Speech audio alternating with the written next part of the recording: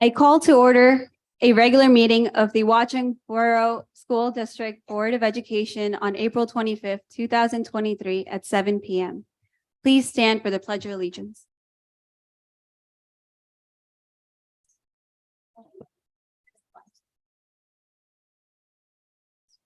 Somewhere behind it. I pledge allegiance to the flag of the United States of America, and to the republic for which it stands, one nation, under God, indivisible, with liberty and justice for all. Thank you. Welcome to a meeting of the Board of Education of the Borough of Watchung. Please be advised that this and all meetings of the board are open to the public and media, consistent with the Open Public Meeting Act, and that an advance notice required therein has been provided. This is a regular meeting of the Board of Education of the Borough of Watchung at which formal action may be taken. This meeting is being live streamed on the district website, where a recording of the meeting will also be posted. The public will have an opportunity to be heard as shown on the agenda at points in the meeting provided for the public to address the board. Recording or photographing other than private and personal use requires the consent of parents, guardians whose children may be included in the image. May I have a roll call, please? Mr. Buccarelli, Here. Mr. Frage, Here.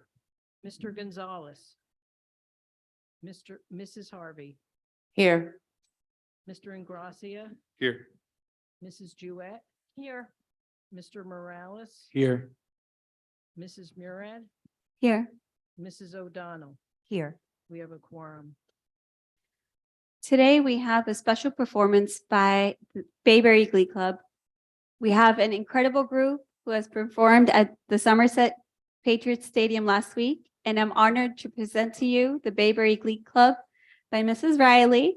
And performance today, especially for the Board of Education. Please give them a round of applause.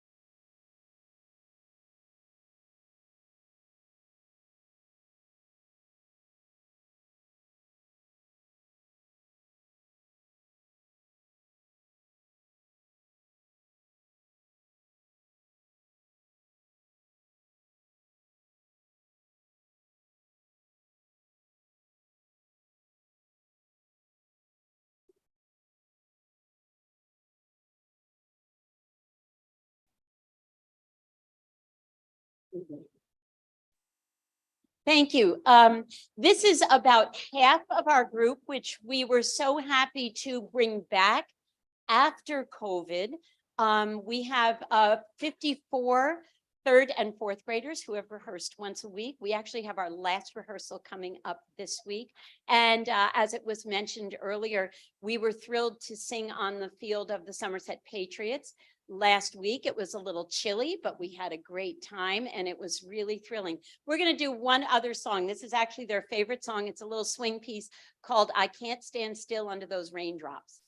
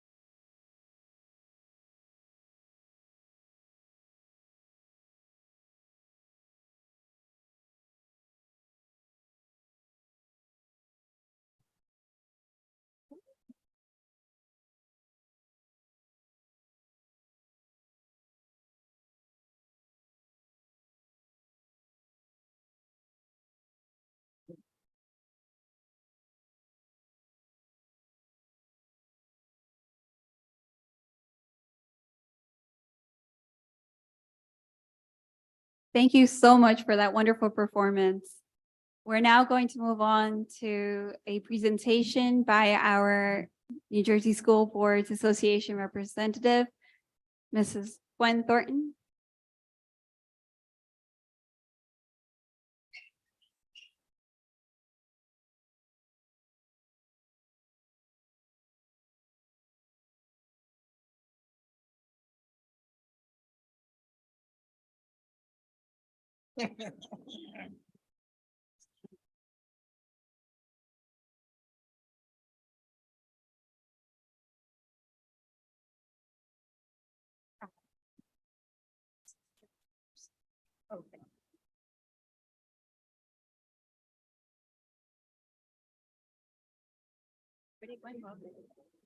Can I pick it up?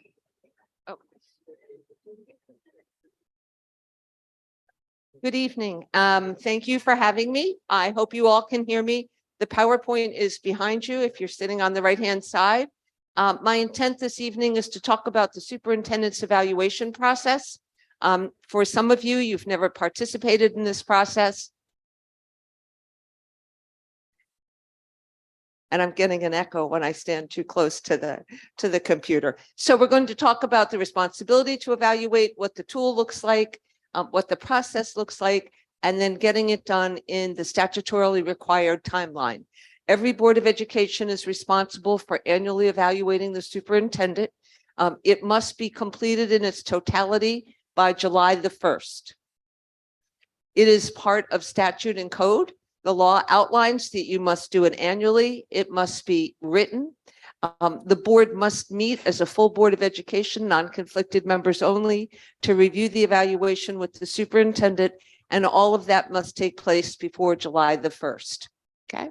In administrative code, it requires you identify areas of strength, areas needing improvement if there are any, recommendations for professional growth for your chief school administrator, as well as indicators of student success. And typically those are standardized test scores, which you will have this year as a result of the New Jersey Student Learning Standards that you can attach to the evaluation. And that summary conference is held, must include a majority of the non-conflicted Board of Education members. It is also, in addition to being in statute, it's also part of New Jersey CUSAC, New Jersey Quality Single Accountability Continuum, the monitoring process that the state has for every school district. And as part of the governance district performance review, it is worth 6 points on your score. So it's important that you do complete it in the timeline required. Okay.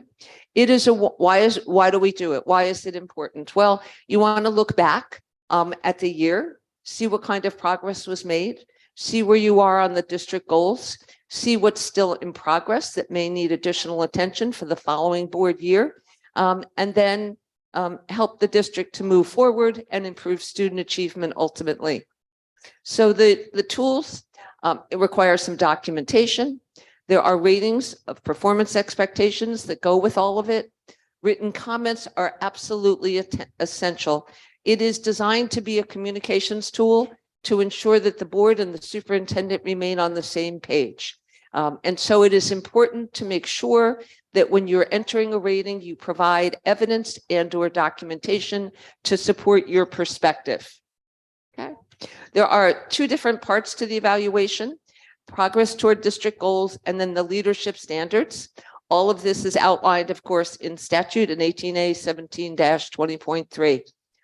Here is the first part of it. This is what the actual document will look like when you see it. The first step in the process is your superintendent will go online, enter the district goal, and provide his or her assessment of progress toward or achievement of that goal, and then add any necessary comments. Once your superintendent has completed that part of the process, you will receive an automatically generated email from me to all of you, letting you know that the evaluation is ready for you as individual board members to go in and enter your assessment of the goals. Okay. And you will have an opportunity to add those boxes. Just extend when you type on the computer. It's all done online. And you can just add your comments and it will expand. Okay. The standards come from the Professional Standards for School Leader. They were originally known as the ISLIC standards. All school administrators across the state of New Jersey, including principals, supervisors, directors, assistant superintendents, all agree that these are the standards against which their performance is measured. Okay. Here are the 6 evaluation standards that you will be looking at: mission, vision, and core values, governance, ethics, professional norms, operations management, which is exactly what it sounds like. It's the operation of the district. Curriculum instruction, assessment, and school improvement. That's all around the instructional program and the curriculum. Community care, equity, and family engagement are how we communicate with our communities, how we engage them and their students. And then professional capacity, community of school district personnel. That's the personnel piece, professional development for staff, and so forth. Okay. Each of the ratings has its own definition and a rubric, and you can rate someone as being exemplary, proficient, area for growth, unsatisfactory, and not observed. I just want to take a moment to point out to you, this is an annual evaluation, so it runs from last July the 1st through this end of this school year. Some of you may not have had an opportunity, especially if you're new folks, to observe the superintendent's performance in every single area of their responsibility. As a result, we have included the category not observed. It's neither a positive or a negative. If you don't feel comfortable that you have enough experience or knowledge in a particular area, you can simply mark not observed, okay? So that you can be comfortable in participating in as fully as you can, but at the same time recognizing some of you have not been on the board for the full Board of Education year. Okay, here's what a standards assessment looks like. Excuse me, and you can see that there's a rubric and a definition specific to each specific standard, and it's slightly different for every standard, so you need to read them carefully before you rate them. And then there are indicators, and those indicators build toward the accomplishment of the standard. And then it asks you, in addition to rating those indicators, to then give the standard an overall rating. And it makes it pretty simple because you'll be able to look at how you've rated the indicators to figure out how you want to rate the overall standard. Okay, so in terms of documentation, again, what are you looking for? You may need to go back in your board minutes. You may need to look back on your board service to reflect, depending upon what the board goals are, what you have that demonstrates that. There is a portion on that evaluation that allows the superintendent to suggest you could look at a particular agenda, you could look at a particular document as to providing documentation. We've also suggested in the evaluation some suggested things that you could look at for each standard. Okay, all right. We strongly suggest and recommend to boards that they create an evaluation calendar with deadlines so that you meet the July 1st date. It sounds as though it's far away, but trust me when I tell you, it is but an eye blink and we're going to be in June. You don't want to let this go because you want to do this thoughtfully and carefully and not in a rush. So you can develop your own calendar. We have one that's available online. I'll talk about that in a minute. Okay. So again, assessing this, the NJSBA sends an email with the link. George has already had that. We sent that out in February to all the superintendents so they would be aware that it was available for them to go online and enter their goals. Once that happens, you all will get that email from me and then you will fill it out. Once I see that all board members have completed their evaluations, I can hit a button, it compiles, it's completely anonymous. I don't evaluate your superintendent, I don't read it. I'm not interested in that process. We're here to help you accomplish this process in the most efficient, effective way we can. I will then return it to the board president so that you can then continue on with the process.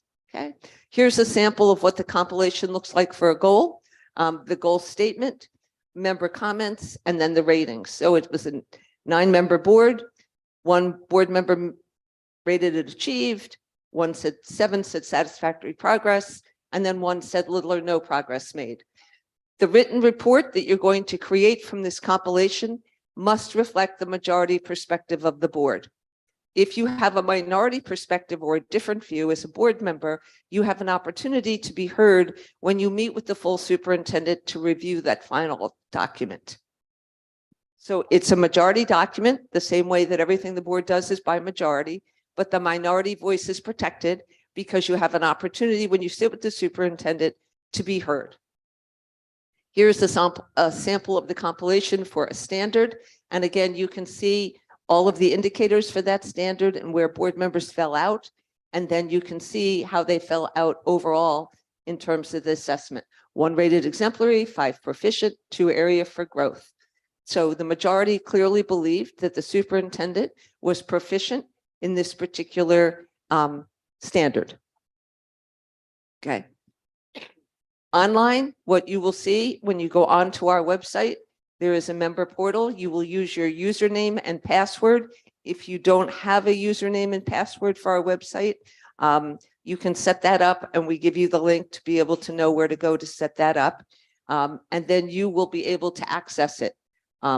It's on our front page and I'll show you what that looks like in a moment. Okay. The compilation that I send back to the board president is not the final report. It is simply amassing all of the information from all of the board members. From that compilation, the board will write a narrative or a summary report. It will share it with all of the board members so that there's consensus that the report reflects the majority of the board. And once that happens, then it gets shared with the superintendent and you meet in closed session to review it.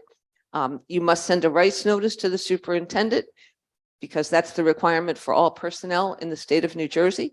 And then you will have that conference. As with any certified employee in the state of New Jersey, any teacher, any supervisor, director, anyone with a certificate, any individual has 10 days in which to append to the evaluation that you write any kind of documentation, narrative, or other information that they would like to see attached that they believe amplifies, clarifies, or better reflects their perspective on an evaluation. You don't get to say yes or no to that. No principal does, no superintendent does. If an employee wishes to do it, you should be aware that it's been done, been able to read it, but you cannot object to it. Okay. The annual report is generally written by the board president and vice president or a committee of the board, or however the board wishes to do that. There's no set rule. You may have something in your policy that lays it out. If so, you need to follow your policy. And again, you're going to meet an executive session to discuss the majority opinion. Okay. We've also developed a template for writing that summary report in an effort to make it easier for boards of education to write that report. And so that's available to you online in a Word format. You can download it and use that as a template if that's easier for your board. Okay. And so this is what the template looks like, but you'll be able to see this when you go online. It's available for you to look at. It's important to remember to have your business administrator send a rice notice to the superintendent prior to the conference.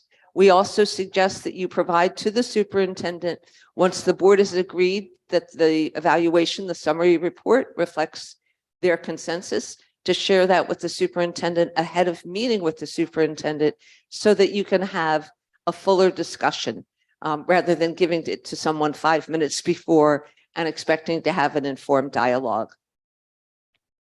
Okay, so make sure you take enough time to do a really quality evaluation. This is not something you can rush through and just do check marks with.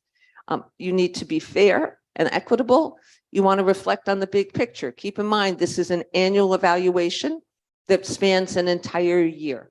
Okay, and you want to make sure that you're in compliance with the timelines, the requirements, and the deadline, because you don't want to lose points on CUSAC needlessly for not having it done in time. So just keeping in mind, it's not a once-a-year event, it's ongoing. It really begins with the goal setting, where you set those goals for the year. And then when you as a board receive updates toward progress on those goals, that is all part of the evaluative process, okay? You may want to, as a board member, think about how you want to hang on to evidence through the year as a board member, so that when you comes to evaluation time, you can say, yes, I remember we covered this and here's what we did. I have trouble with a week ago or 2 weeks ago. So to remember back everything that you did from July all the way through the year is really sort of a Herculean task for most folks. You have work lives, family lives, professional lives. So that is very helpful to just sort of keep track of it for yourself. And then it's the responsibility of every board member who is eligible, and I don't believe any of you are conflicted out, to make sure that you complete it in a timely way. You don't want your board president to be chasing you around, trying to get you to finish so that you can meet the deadlines. So please, once you get notification, make sure that you take the time to do it. It's online. You can go in and do it if you have an hour or 20 minutes and go back out and then go back in, and it'll bring you, when you sign back in, to exactly where you left off. So it's very easy. You don't have to do it all in one sitting. You can do it over time if that's easier. Okay. It's important that your district census be up to date and that your email that we have on file reflects your current email district address. Okay. Here's where you can find it. On our front page, bottom right-hand side, there's a link. If you go to Field Services, which is the department I'm with, you can find another link there. There's a link that comes in the email that I send you. So there are numerous ways to get into the evaluation, and you shouldn't have any difficulty. If you do have difficulty, if you just email call center at NJSBA, if you can't remember your password or you need to reset it, you can just send an email to callcenter@njsba.org and they will assist you. I don't have access because of federal law, nor do I want it, to anybody's password. I can try to help you, but it's faster to get help to email the folks that actually can help you in our IT department, right? With getting that password kind of thing reset. All right. I'd be happy to help, but I don't really have the ability to do that. Also, when you sign in, there are a number of documents that we have available online. There's an FAQ, frequently asked questions about the evaluation. There is a guidebook that we have put together for board members that you can access so that you can go through it step by step by step by step. We have a PowerPoint presentation that is a little longer than this, but it's very similar. We have a webinar that we've done on it online. Again, if you're new and you want to watch it, that's certainly something you can do as well. And then if you want to actually print the evaluation before you do it because you want to read it in its totality, you can do that as well. So all of those things, when you log in, you'll be able to see, and any of it you can access at any time It's, online, so you can read it 24 hours, 7 days a week. It's there for you. So there are a lot of resources available for you.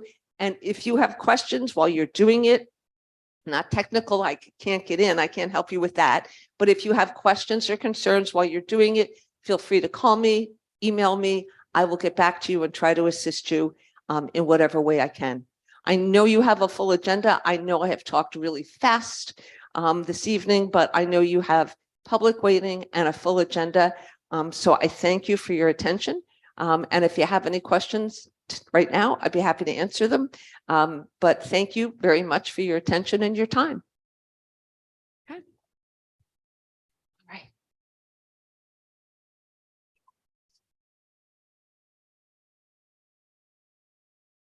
Thank you, Gwen. At this time, we're going to move on to the presentation for the budget of 2023 and 2024.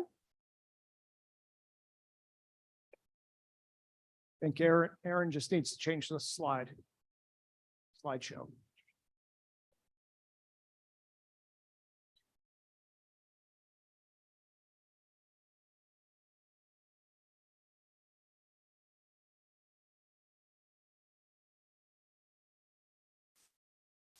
Okay, 2 minutes.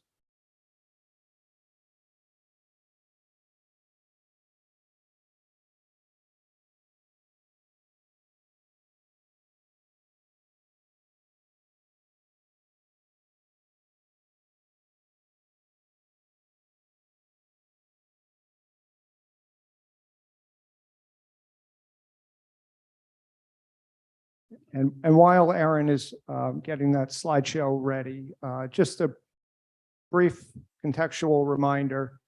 Each year, we present the tentative budget in the middle of March, and we did that back at the March 14th board meeting.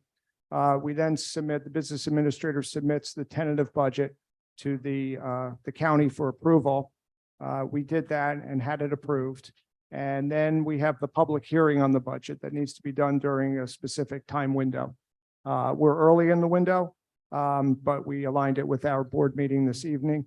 We will be submitting it to once the board approves it, it will be submitted back to the county for final approval with the state.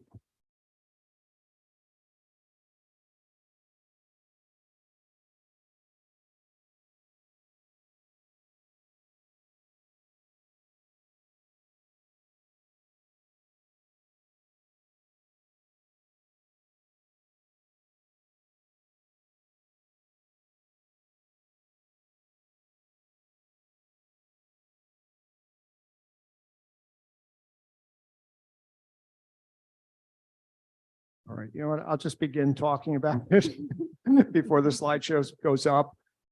We always begin our presentations with our vision statement, where we talk about the importance of exploration, inquiry, and collaboration for our students and our staff.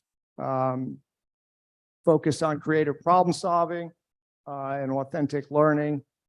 We believe in the importance of a culture of acceptance and inclusion. And we also note how important reflection and ethical decision-making are to the learning process. For our budget objectives, we listed 4 of those. First was to support teaching and learning in accordance with that district vision and seek to reduce class sizes based on feedback we've received throughout this year and with our experience with a couple of grade levels that have higher than normal class sizes this year. We have to stay within the 2% cap on the tax levy. And we are committed to managing the budget efficiently and seek to reduce expenditures wherever we can. We also look to find creative ways to generate surplus and build reserves and find different creative ways to finance an expansion of our staff, even though we are limited to that 2% cap. So let's see, Aaron, we will go to the 4th slide now to past budgetary accomplishments. So over the last 3 years, 3.5 years, we've redesigned the preschool, improved special services and stabilized special services costs. We've restructured technology support services, restructured the music staff, reducing the number of FTEs and part-time employees and creating full-time positions, restructured the ESL and world language staff at Bayberry, restructured the maintenance staff to save money. We've also maintained all other staffing levels and hired created a state-required ESL position this past year. The current year's budgetary accomplishments, that means the 2022-23, last year's budget that we presented this time, used federal grant funds to enhance academic and social and emotional support, including additional counseling support at Bayberry School. We addressed the staffing shortage for our ELL population. We maintained all other staffing levels, and we collaborated with generous school community groups on grants. And of course, along the way, we've continued our focus on professional learning and collaboration. The next slide. We have our key decisions for this year. We were committed to adding staff to reduce the class sizes. We've addressed the staffing shortage for our autism program anticipated for next year pursuant to the state code.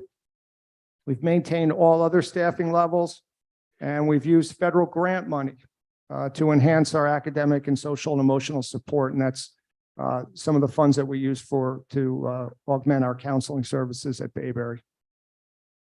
We again use grants from school community groups and continued our focus on professional learning. When I presented this in March, we had said that there was one additional position in the budget for a general ed teacher at Bayberry. And tonight we'll talk a little bit more about a way that we found to place another teacher in the budget. I'll let Beverly talk about that in a minute.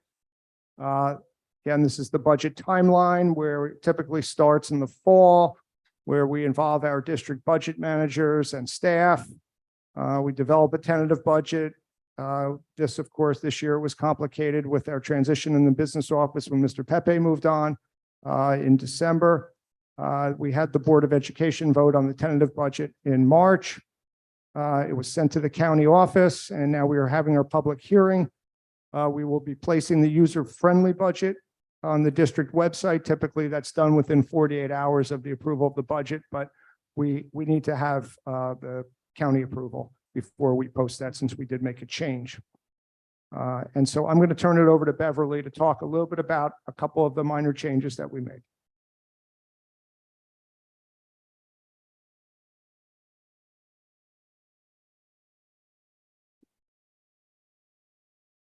You want me to do the? Yeah, you go. All right. Okay, so this is the anticipated enrollment for the district. And we use the March numbers, and then for 24, these are projected numbers. That's for the entire district. And for Bayberry, as you see, we have the March current and then the 24 projected.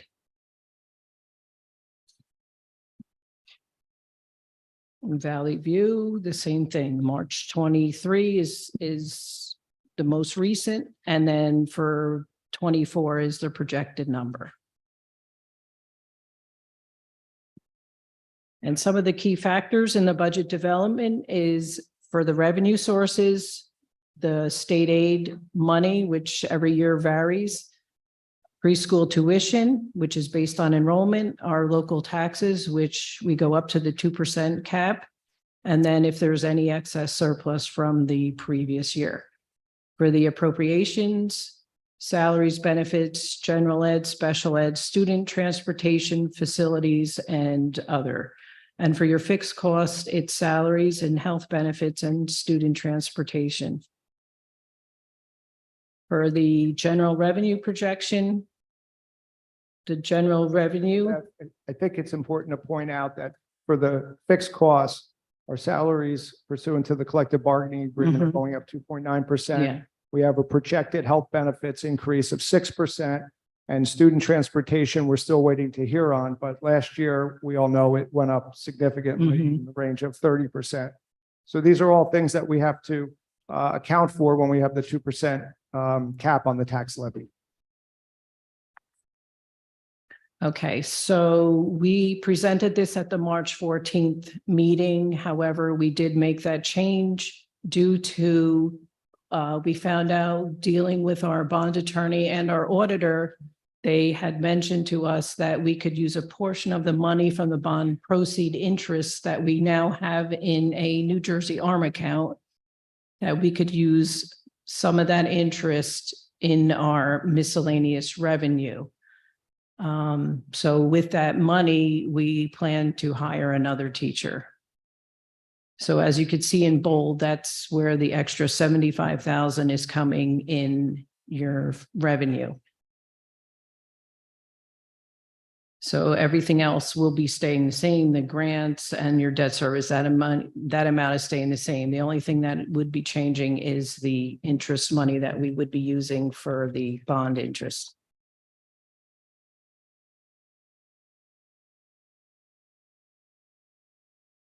So the tax levy increase, the state aid, the budget excess surplus, miscellaneous, all those numbers were the same as the March 14th presentation. The only thing is the 75,000 for the miscellaneous revenue that is going to be coming from the referendum interest. And some of this shared services, the municipality assists us with snow removal, which we didn't have any this year, so that was a big savings.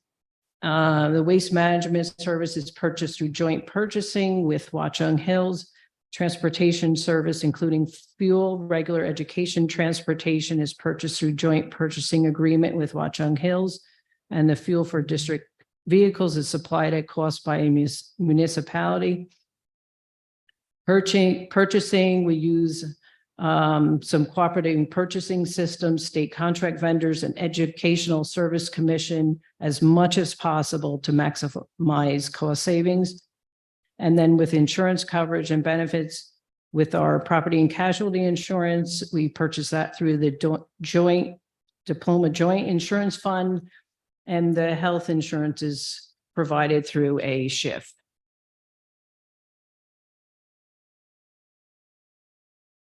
And then the increased fixed operating costs, salary and benefits. As George stated previously, salaries were 2.9% and the health benefits increased 6%.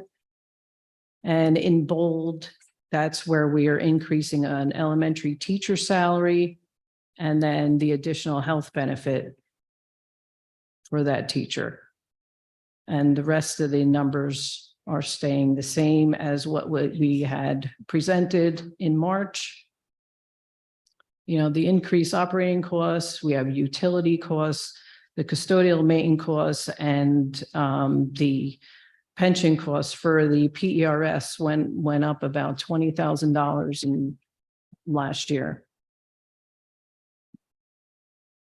And the tax impact on the general operating, on the bottom, you could see what the ratables are, what the tax levy, the tax rate, and the average home assessment, and the estimated school tax. So you could see what the impact is on that. And just keep in mind that this is an estimate, and this is just for this school. As we don't include Watchung Hills, we don't include the municipal. This is just elementary school, and it's only an estimate.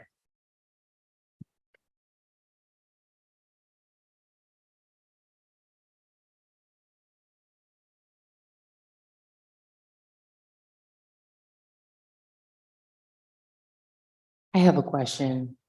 And just thanks to everybody who worked on putting the budget together. The 75,000 for the interest that we're adding for the teacher. I just wanted to understand, because I know Mr. Alexis spoke about this in committees, but that is not sustainable, correct? For about 2 years, it can be.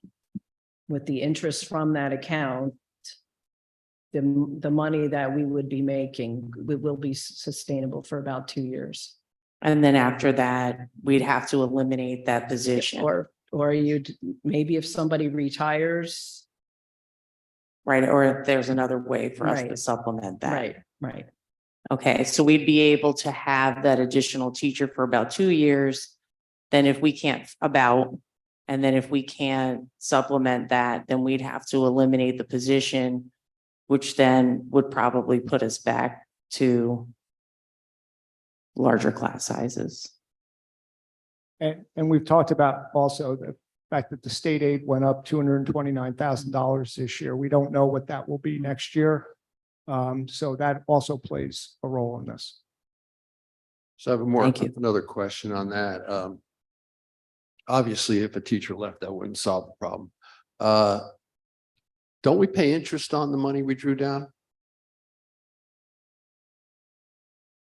Yeah, not until March. Yeah, the debt service. Yeah. So this is really not like, what would the net interest income be, for example? Maybe the operations committee chair knows this. I'll defer to our administration on this, Rich. Okay. Because obviously, if you got money in the bank that you borrowed, you're paying interest on it, right? Then you're getting interest income. Now, we might be losing money in that interest arbitrage, or we might be gaining a little bit of money in that interest arbitrage. But the real answer is it's not really $75,000 extra, right? It's just moving it from one place to another. And if I remember last year's budget, Mr. Ingrassia was on the committee and he abstained because he wanted to move money, first time we heard it actually, from the operating budget, which is the one that employs teachers, to the capital budget, to the tune of hundreds of thousands of dollars. And that's why he objected to the budget. Now it seems like, because the referendum passed, the alchemy here is we're taking money that the public asked us to borrow in order to do school improvements, taking the interest money we're making on that, still paying interest on that, but moving that over to operations as a kind of a Band-Aid, right? So it's kind of the opposite of what you wanted to do last year, right? Incorrect. Okay. It was the lack of information that I abstained on. Well, you did want to put money in the capital reserve. I can go back and show you that part of the meeting. Yes, I still think we should work to increase our capital reserve. That's correct. Basically, what we're doing is putting Band-Aids on an unsustainable financial structure because the referendum wasn't passed years ago because of objections by certain board members. I just want to point that out.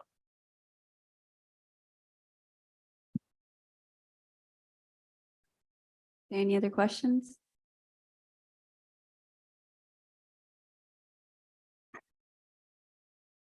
At this time, we're going to move on to board member comments.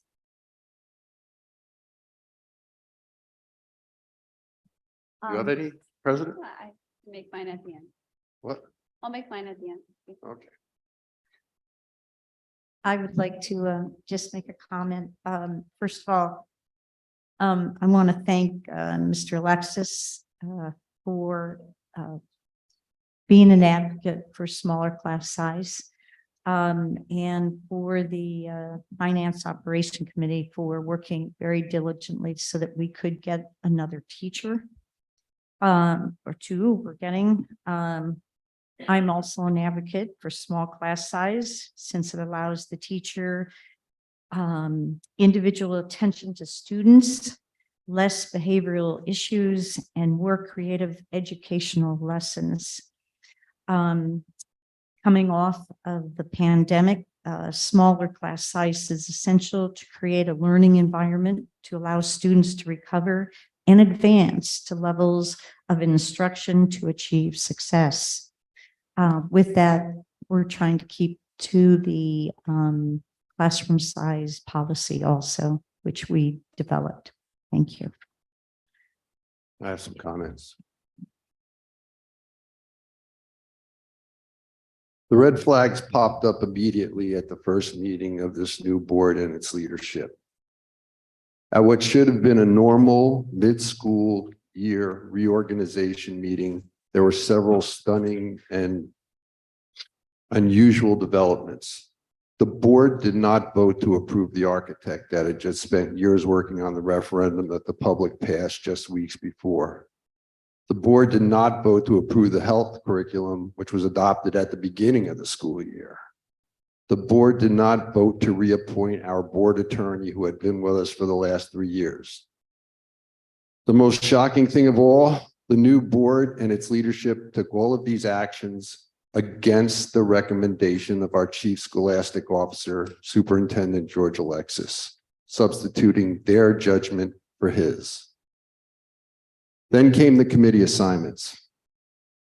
When the two most experienced board members were left off any committees, and the board member who has constantly and vigorously opposed the referendum the public had just voted for was actually made the chairman of the committee charged with implementing that same referendum. Yes, these were all red flags, but even as concerned as I was, I could not fathom the incalculable damage this leadership has wrought on this district in less than 4 months, including losing our excellent, accomplished, and highly respected superintendent. Let's start with the operations committee. Under Mr. Ingrascia's leadership, we still don't have a contract with our architects. We have wasted 4 months. These are 4 months that could have been spent doing critically needed security upgrades and designing and ordering desperately needed HVAC equipment. What is Mr. Ingrascia doing during this time? According to the board minutes, apparently he's supervising our chief custodian on painting, replacing ceiling tiles and carpeting, and seeking help on repairing cracked sidewalks. This is not what the parents who send their children to our schools want prioritized. They want their children to be safe and comfortable, and absolutely nothing has happened in 4 months on the projects to accomplish that. You can tell his continued opposition to the architect by the emails he sends. The day before the board finally, after months of wrangling, approved the architect, he sent an email saying wrongfully and mistakenly that architect cost $350,000 more than the others that bid, which was absolute nonsense. Then when it was pointed out to him that that wasn't the case, we had the vote. Thankfully, we did choose DRG. And the next day, he writes an email to the entire board saying, well, we picked DRG, but here's why we should have picked the other 3 architects. So you can tell he's not moving on. He should resign or be removed from the committee.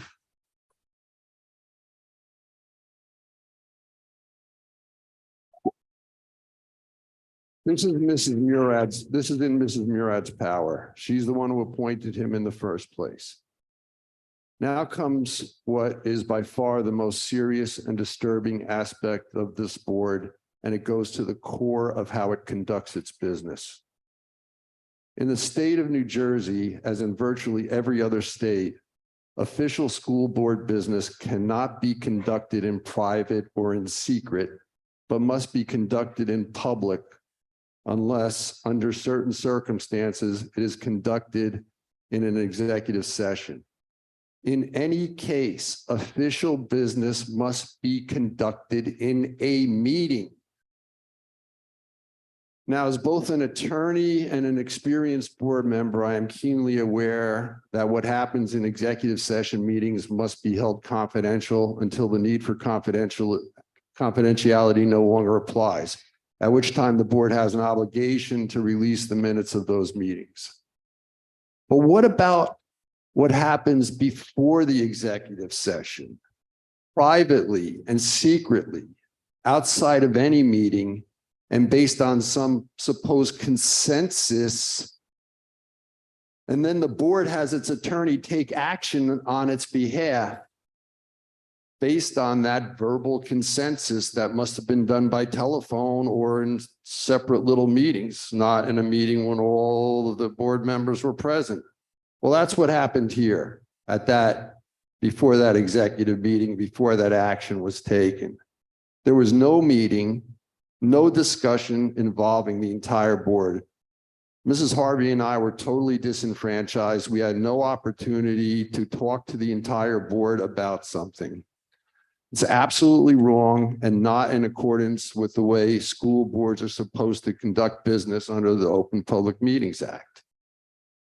And it was no small matter, but on the contrary, one of the most important decisions a school board is charged with making.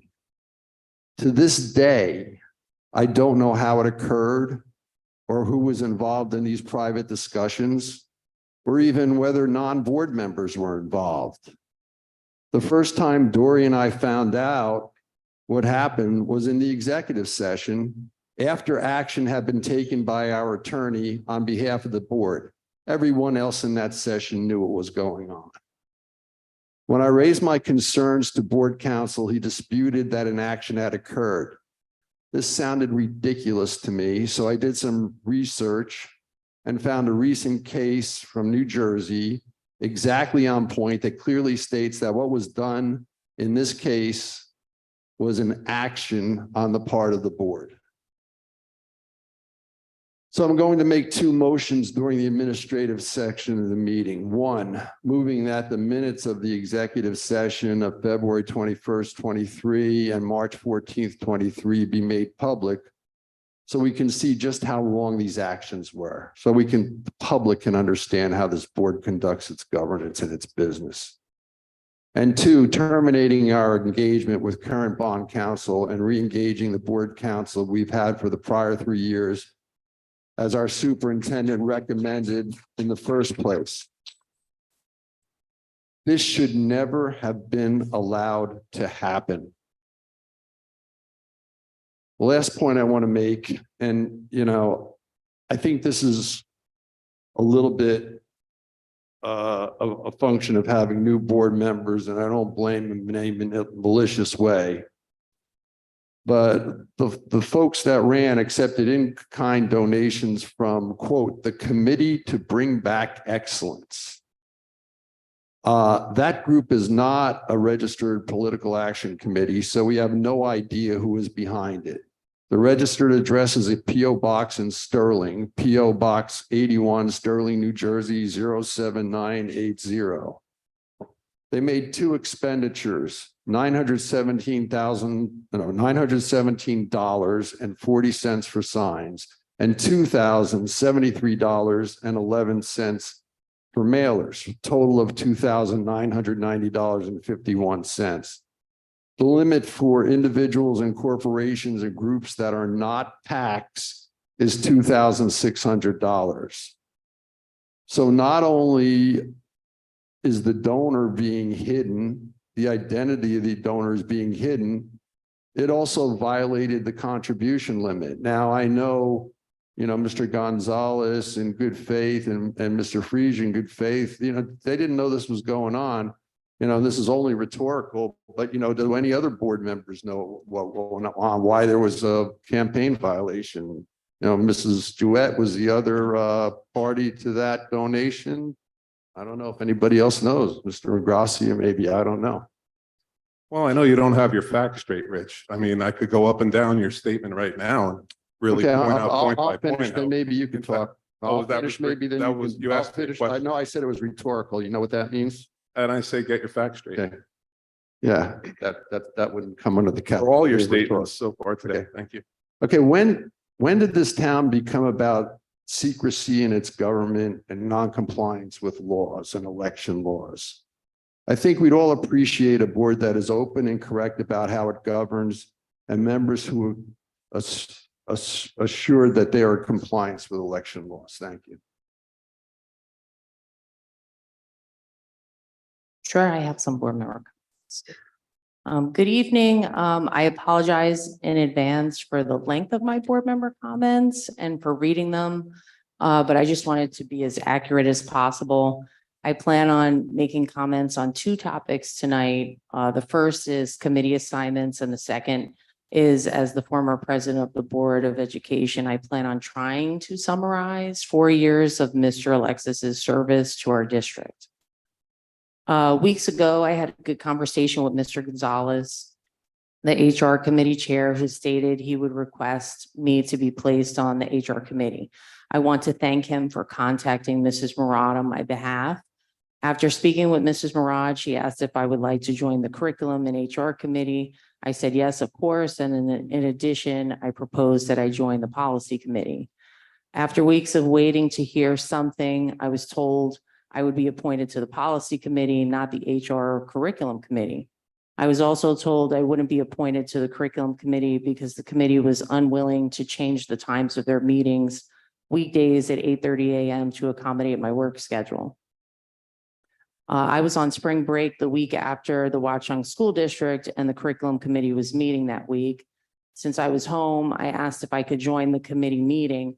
I was sent an email with a statement from our attorney stating that it would create a quorum since 5 board members would be attending, and that the board member who wasn't on the committee should never be allowed to attend because it would disrupt the consistency of the committee. I explained to Mrs. Murad that I was disappointed that that money was wasted getting a statement written by our attorney when I understood the quorum rules. 1 hour into this very meeting, Mr. Morales needed to drop off the meeting, so I was sent an 11th hour ask to join the meeting, which of course I was happy to do. I want to thank Mrs. Murad for inviting me to join, and I am thankful that my presence didn't disrupt the consistency of the committee.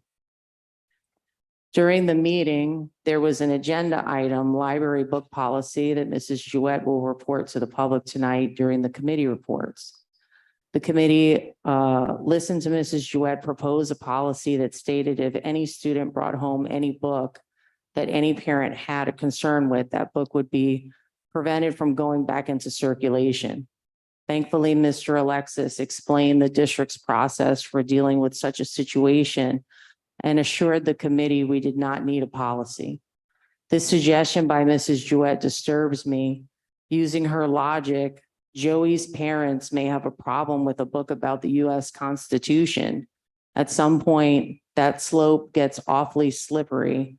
And I, for one, trust our administration led by Mr. Alexis to work with parents when such issues arise. Another topic that was brought up during the new business part of the committee meeting, Mrs. O'Donnell proposed creating a theme each year to focus on the climate and culture in our schools. The Bayberry principals suggested during that conversation that a possible theme could be diversity, equity, and inclusion. Mrs. Jouett, head of this committee, stated in front of the superintendent, the principals, the director of special services, Mrs. O'Donnell and Mrs. Murad, that our district had had enough of diversity and inclusion. I wonder what kind of impression does such a comment made by a board member and a chair of a committee have on our administration? I thought to myself, how could someone who is supposed to be working for the greater good of all children be tired of diversity and inclusion? Why would someone so tired of diversity and inclusion recently vote to include Eid and Diwali holidays into our calendar? Why would diversity not be part of bettering our school's climate and culture when multinational potlucks regularly occur around town for our adults? Isn't that diversity in action while improving the climate and culture of Watchung? This comment by Mrs. Jouett rattled me, but did not surprise me. Last November, Mrs. Jouett and Mrs. O'Donnell wrote on social media during their campaign, quote, "The increased focus in recent years on diversity, equity, inclusion has not moved our children forward towards reaching academic excellence." I don't see conversations around diversity to be untied to academic excellence, rather very much tied together, and here's why. Let's say I'm a multiracial student around the age of 7, and I'm repeatedly called racially insensitive names by my classmates. Are you going to tell me that child will excel academically? How is that child expected to keep on track with their studies when worrying about what new taunts they will be subjected to? Who among us are going to say this student wouldn't benefit from social emotional learning? Who among us will claim that the offending students wouldn't benefit from some diversity and inclusion lessons? Not a single committee member said anything to correct Mrs. Jewett, not Mrs. O'Donnell, not Mrs. Murad. I admit I didn't say anything because I wanted to ensure that I didn't disrupt the consistency of the meeting since I was a guest. But hearing that Mrs. Jewett, the chair of the curriculum committee, feels that our district has had enough of promoting diversity and inclusion, even though our district has just begun its journey on that subject, made me pause. Diversity and inclusion are two words that can be defined in many, many ways. And as a community, we have an obligation to figure out what that definition is. Why would we look at diversity and inclusion through a lens of divisiveness rather than one of bringing us understanding and harmony, particularly in the classroom? I haven't heard of any radical side of diversity and inclusion going on in Watchung. Diversity, inclusion, and equity are not words to be scared of. After hearing these two conversations, I was determined to become part of the curriculum committee. I explained to the committee that if that meant I needed to make the meetings at 8:30 a.m., I was willing to do that. I did ask them to reconsider their meeting times. I then asked the curriculum committee members if any of them would give up their seat on the committee so that I may participate if appointed by the president. Mr. Morales was the only one willing to do so, and I would like to thank you again for that, Mr. Morales. After some time, I was recently informed that I would be allowed to participate on the curriculum committee, and they would change the times to accommodate my work schedule. I thank the president and the curriculum committee for placing me on the committee and accommodating my work schedule. Since then, I have received emails from the committee members stating that they look forward to working constructively and respectfully with me. I agree and would like to include not hearing offensive and insensitive comments from board members during our committee meetings. The last item I would like to discuss is the recent resignation of Mr. Alexis, an announcement that quite saddens me, but doesn't surprise me. First, I want to thank George for serving our community and congratulate him on his new journey. This is a significant loss to our district and community. As someone who is president of this board for 3 years, I know firsthand the commitment George has approached each and every day. I know the pride he took in coming back to where he was as a student and impacting the lives of the next generation. His departure leaves a massive hole. All of who and what George is leaving Watchung, not to go to a bigger district or move to another state, but to go to another ascending district the same size as us. An experienced superintendent with a law degree and a genuine love for your children is leaving us. There is a lot of speculation going on around town as to why George resigned. I am surprised that Mrs. Murad was quoted in the newspaper that, quote, surprised and saddened by Mr. Alexis's departure. If this board is really surprised by his resignation, I am truly concerned about the future of the board and how it will affect our district. I recently asked NJSBA if they had ever heard of a superintendent who worked for 3 years straight to get a desperately needed referendum passed and then resigned after it passed. They told me never. I don't believe George decided to resign because he didn't love his job anymore. After all the work he put into turning our district around, getting our district to begin to improve, creating stability and consistency for our children and staff, planning to revamp additional programs and getting a referendum passed to start physically improving our school spaces. I think you know as well as I do that he would have retired with us. This child who walked the halls of Valley View now sitting with the superintendent title on his desk.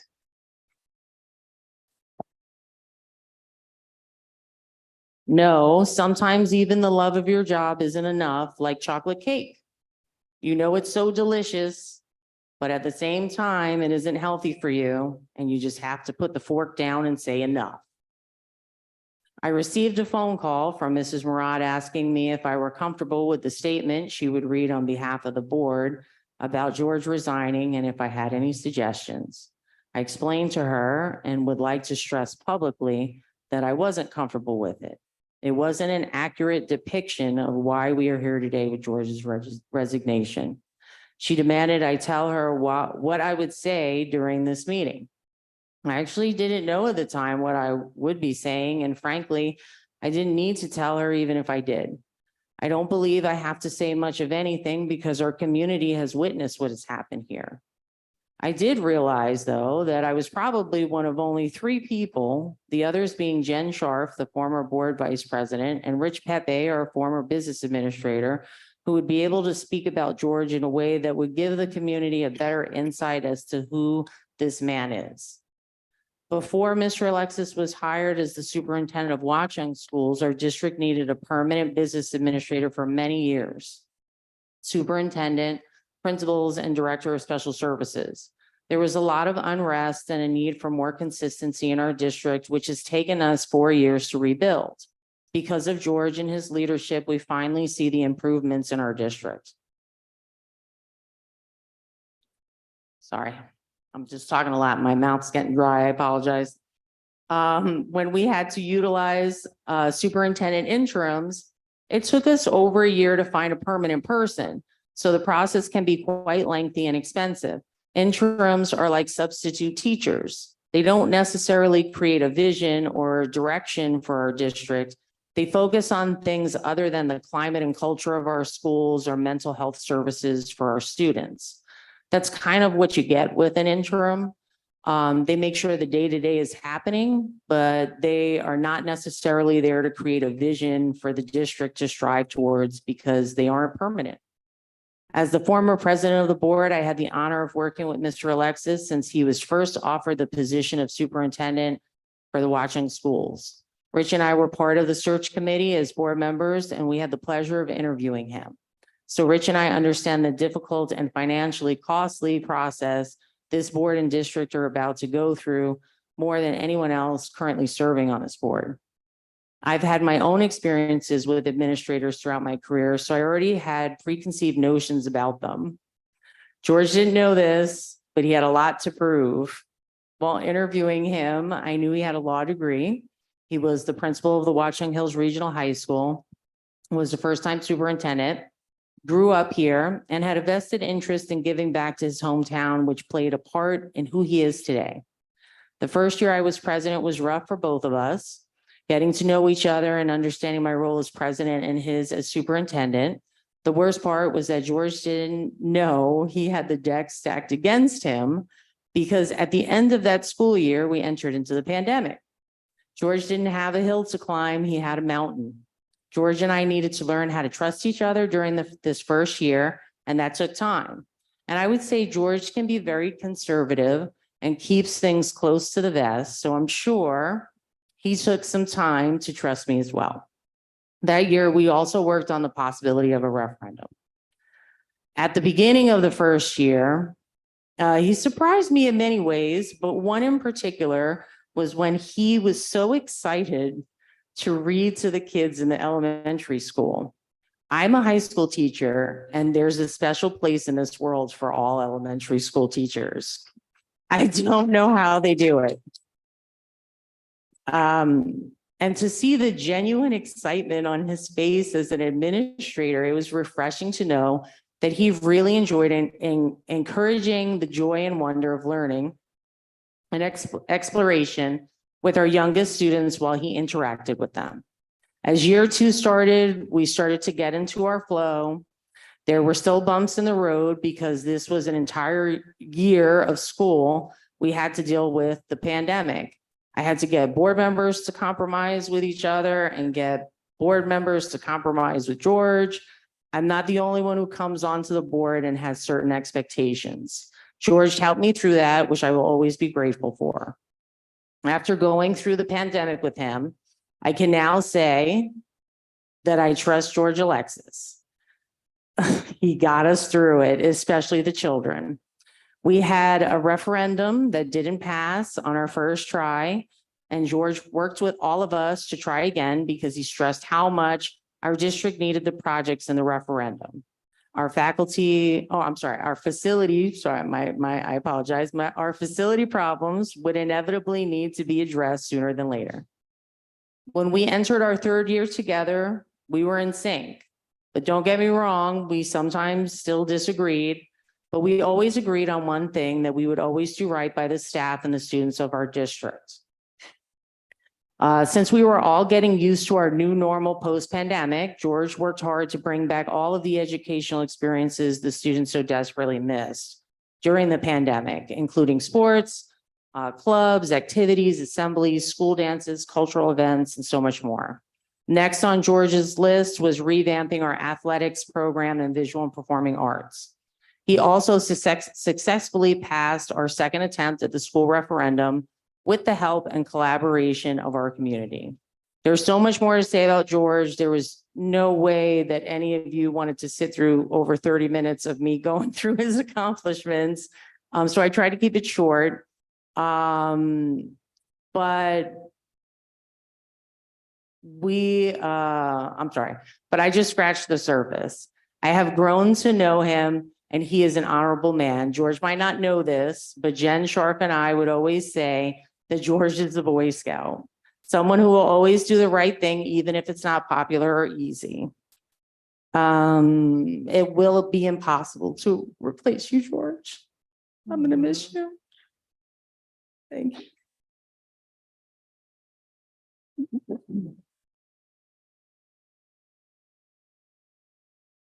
Thank you, Dory. It's very kind of you, very generous. Really appreciate it.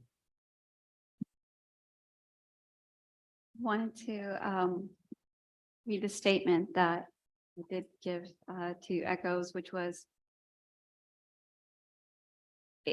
we all sat down and really talked about it, and this is collectively, I wanted everyone to be a part of it as much as I could, but I did send this, and so I thought Dory would be the best person, since she is the one of the individuals that hired Mr. Alexis, and that's why I had called her.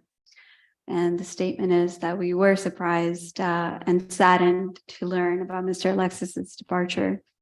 And we're thankful for the contributions that he has made to our school district over his tenure with us. In 3.5 short years, his leadership through the pandemic has left an indelible mark on our district, and we will miss his leadership and guidance. As a board, we're grateful for all that Mr. Alexis has done to elevate our district and improve the educational experience for our students. We will miss his innovative ideas, dedication, and passion for education. And we wish Mr. Alexis all the best in his next chapter. We thank him for his service to our district.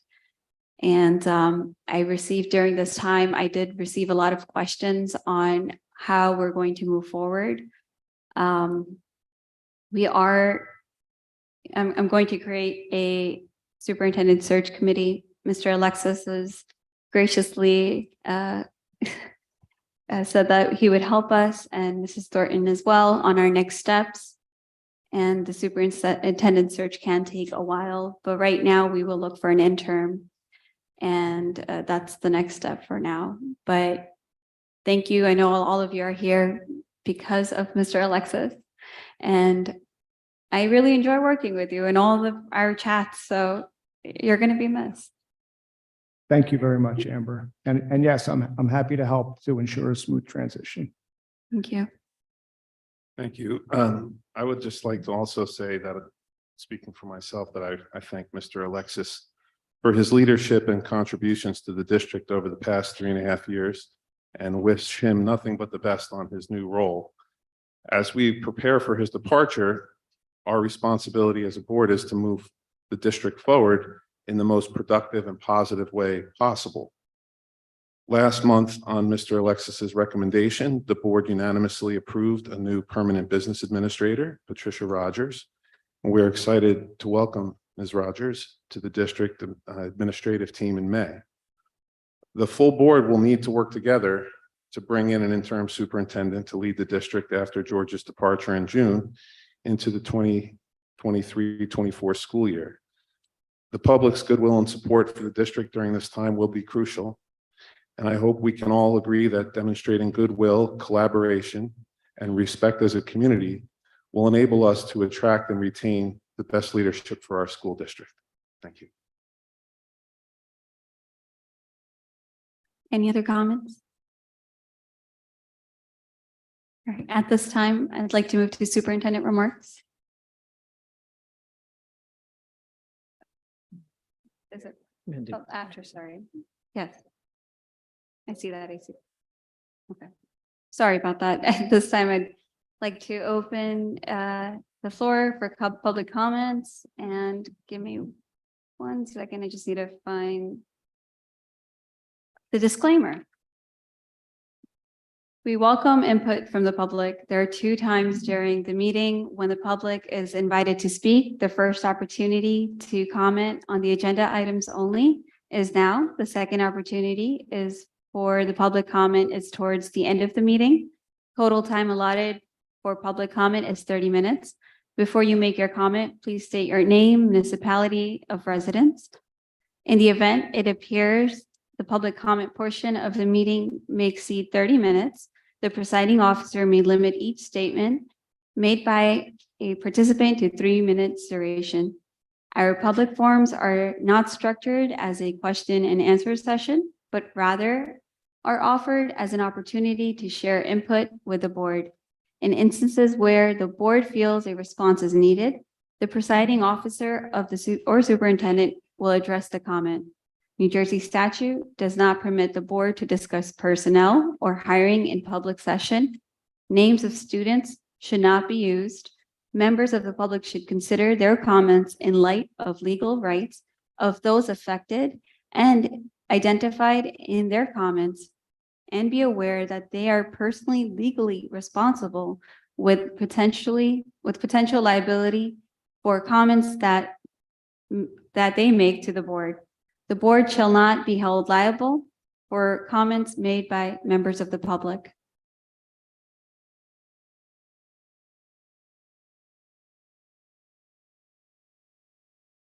Hello, everyone.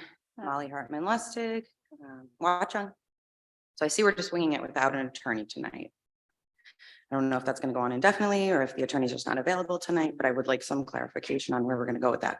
So we haven't heard the operations or any of the committee reports yet tonight. I am imploring you to update the referendum site on the borough page. The last message is from Mr. Alexis from March 15th, and it discusses the bond sale that we were able to lower to get a lower rate, and that'll lower the annual average tax impact on each home in Watchung.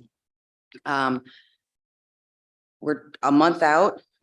We have not heard anything about the actual approval of DRG. I noticed that the agenda that was distributed in March has, I think it's item number C9 was to approve DRG, but it's no longer on the agenda tonight. So I'm wondering why that is. Again, we haven't heard the committee report, but we heard brief comments from Mr. Ingrassia that he is still considering parsing out projects just like he did before the referendum vote. I'd also like to address some comments that I've seen swirling around on the internet. You adults who don't have kids in Bayberry, stop calling our kids liars. There have been too many recent comments about the temperature conditions in the school being fabricated, specifically the mothers who tell fairy tales about their children in connection with the temperatures at school. First, I can assure you I have better things to do than make up stories about temperatures in classrooms. Second, those fairy tales are supported by the referendum facility site assessment, specifically at Bayberry, that was conducted by DRG. Certainly, DRG wasn't basing their professional opinions on some hysterical mothers.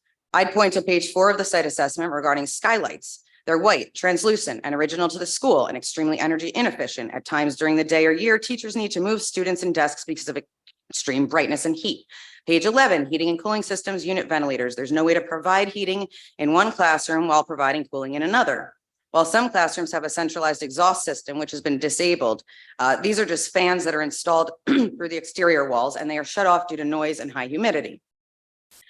As we've all heard, the rooftop units have reached the end of their useful life. Air handling is 12 years old and doesn't adequately cool and heat the all-purpose room and has a history of service problems. Chillers, cooling towers, pumps, same thing. Exhaust in the toilet rooms is not operating at all in the girls' and boys' toilets in the media room. Page 13 references no emergency generator. And if it's just a bunch of mothers making up stories, it does not seem plausible that the estimate in the referendum projects list for HVAC alone was the largest line item group at $2,604,030.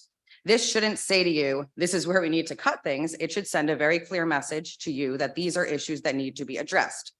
Mr. Ingrassia, I'm hoping we see those orange items. I might have forgotten the color. It's been so long at this point, but you still haven't highlighted which things you said you were going in and identifying and that you were going to still try and parse out. During the March 14th, 2023 meeting, we were updated on the strategic plan and that the planning process was underway. I have not seen anything about that, and I'm wondering if there's a timeline for that. As far as book banning goes, there's been some talk coming from certain members of this board about the possibility of banning books. New Jersey statute allows parents to opt their children out of material they consider objectionable, as we've talked about at many other meetings. However, it does not provide for one or several parents to force a book to be removed so that every parent in our school will not have the right to evaluate the book for themselves. I had a situation early this year with my kindergartner. I got a book home that was not really appropriate for the grade level. And so I reached out to the administration and they took that under consideration. And they said, you know what, we're going to review the material because it might not be grade appropriate. It wasn't based on obscenity. It wasn't based, I wasn't seeking for anybody else not to have that book for their child. But, you know, it was a question and we had a policy and the school dealt with it appropriately. But I think this is more important, and you have to think about book banning as a violation of not only parents' rights, but students' First Amendment rights, which are retained when they are in school. Pursuant to Tinker v. Des Moines Independent Community School District, a long ago decision in 1969, the U.S. Supreme Court held that students do not shed their constitutional rights to freedom of speech or expression at the schoolhouse gate. 13 years later, Board of Education, Island Trees Union Free School District v. Pico, the court noted that special characteristics of the school library, making it especially appropriate for the recognition of First Amendment rights of students, including the right to access of information and ideas. So what does this mean for districts who might receive a request to reconsider a library book? Legal precedent and expert best practices demand that a committee with members, principals, superintendents, and school boards act within the constitutional rights of students in mind and use established processes. The term obscenity holds a particular meaning in the legal sense. So obscene material is not protected under the First Amendment, and that finding of obscenity requires a specific test, a much more stringent one. I'd also implore everybody to remember that the board's own policy 2240 on controversial issues provides opportunities for the study of controversial issues, and students must be guaranteed the right to A, study any controversial issue which has political, economic, or social significance and concerning which at his or her level, he or she should begin to have an opinion. B, have free access to all relevant information, including the material that circulates freely in the community. C, study under competent instruction in an atmosphere free from bias and prejudice. And D, form and express his or her own opinions on controversial issues without thereby jeopardizing his or her relations with the teachers or the school. Thank you.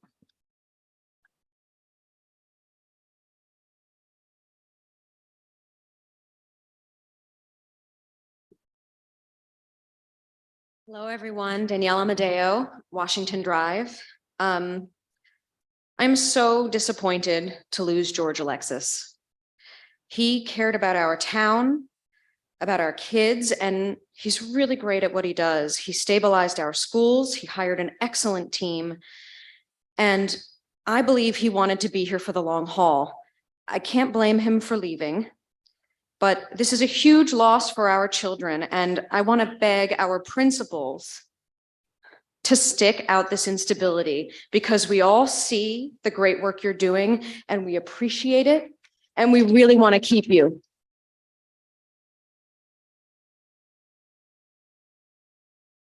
I'm disappointed that this board did not foresee this coming and did not understand that your job is to help the administration succeed rather than regularly obstruct their agenda without rationale or support from the parent community.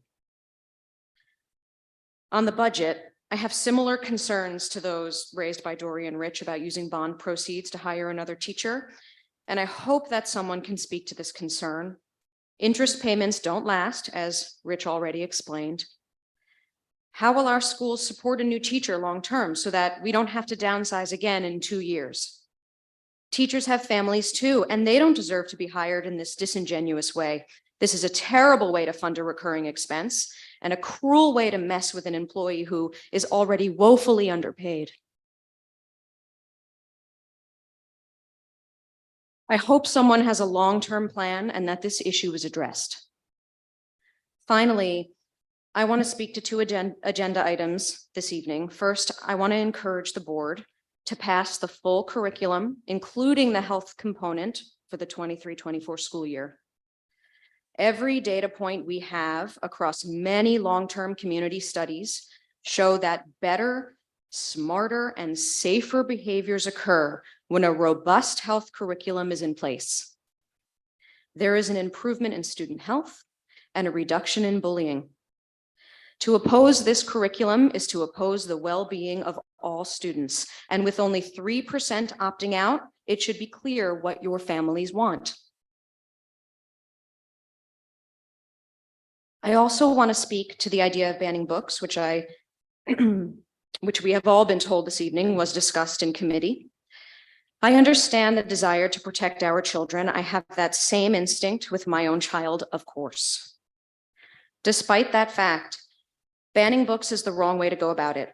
Leave it to the administrators to evaluate what content belongs in our libraries, what will challenge our children to grow, and what will expand their thinking.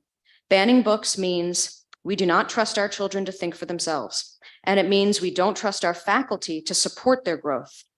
And if we don't trust them, we will lose them, as we have learned. Thank you, everyone.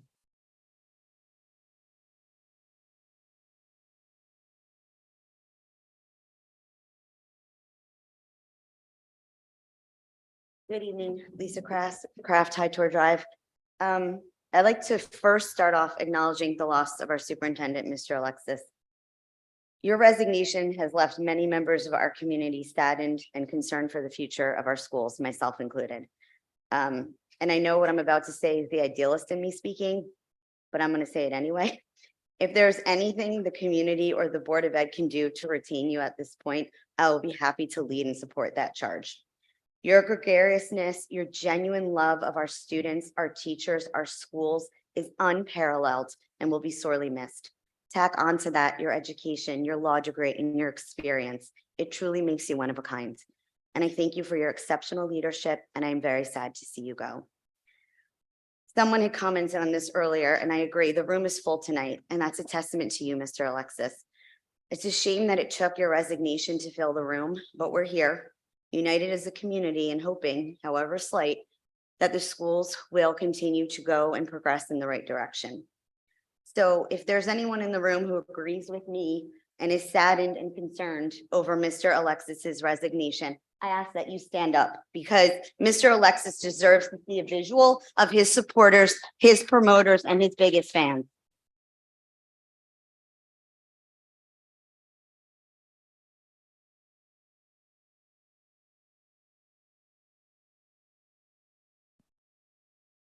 To the board members, you know the community is here. We're watching. We're holding you accountable to your oath to do what is best for our children. And letting Mr. Alexis go, certainly not in the best interest of our children. I recently read the same article in the Echo Sentinel where Ms. Murad is quoted as being, quote, surprised by your resignation. The board had an opportunity to auto-renew your contract no later than February 28, 2023. I repeat, February 28, 2023. It was not done. So to verbalize that anyone is surprised feels extremely insincere. So where do we go from here? We have no BA. We are losing our best superintendent. We have overcrowded classrooms and a stalled referendum. You win. What now? I can tell you this much. If we continue to operate in this capacity, it will slowly but surely jeopardize our schools, tank our property values, which puts the largest asset for the majority of folks in town in jeopardy. And all for what?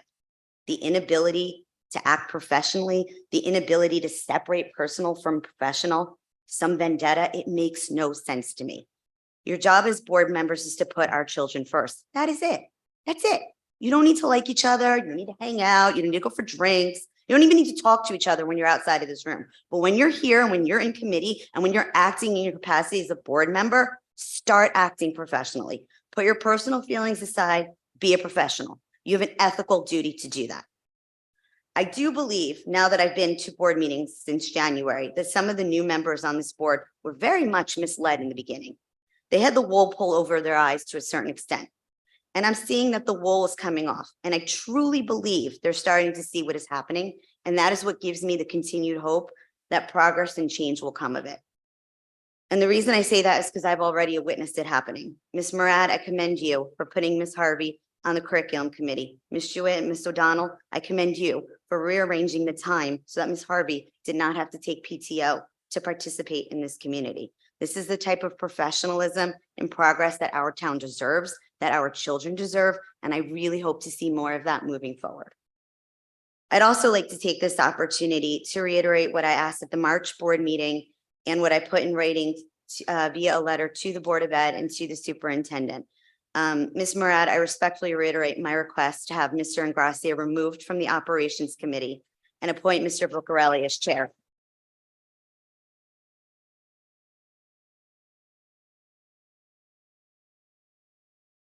While I have no doubt that your initial intention to appoint him was good, his actions have clearly proven otherwise.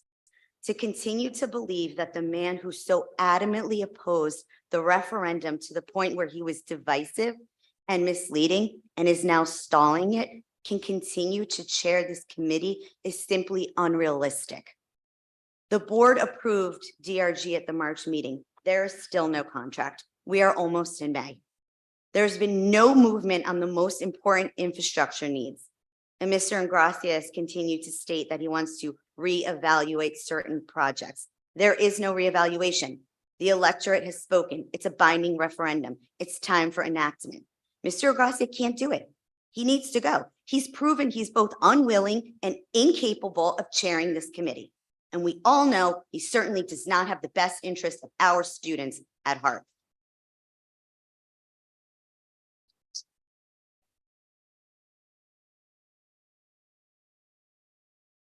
Again, I respectfully request he be removed from the operations committee and that Mr. Buccarelli be appointed as chair of the operations committee. Thank you.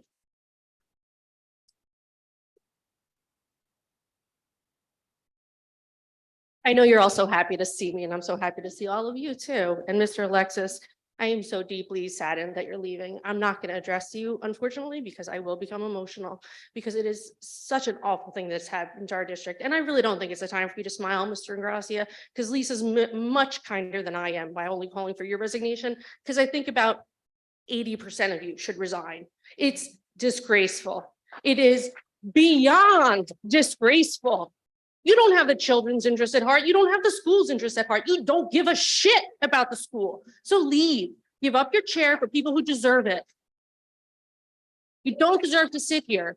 Don't take your notes. Don't smile. Don't smug, Amber. You weren't saddened and surprised. I'm so sorry for you. I wish someone was there to give you a tissue. I really do. There was no surprise. There was no shock. Mr. Alexis did this district exceptionally fine. How many times have I stood up here and I've told you he's at every single event a child is at with parents there, standing in the back of the room, not looking for recognition, with a smile ear to ear, with the pride of a grandfather. You have no idea how blessed we are. And he looks like he's getting emotional. You know why? Because he grew up in this town. And he was fully prepared to serve this town until he chose to resign. And he would have happily had you allowed his contract to automatically renew February 28th.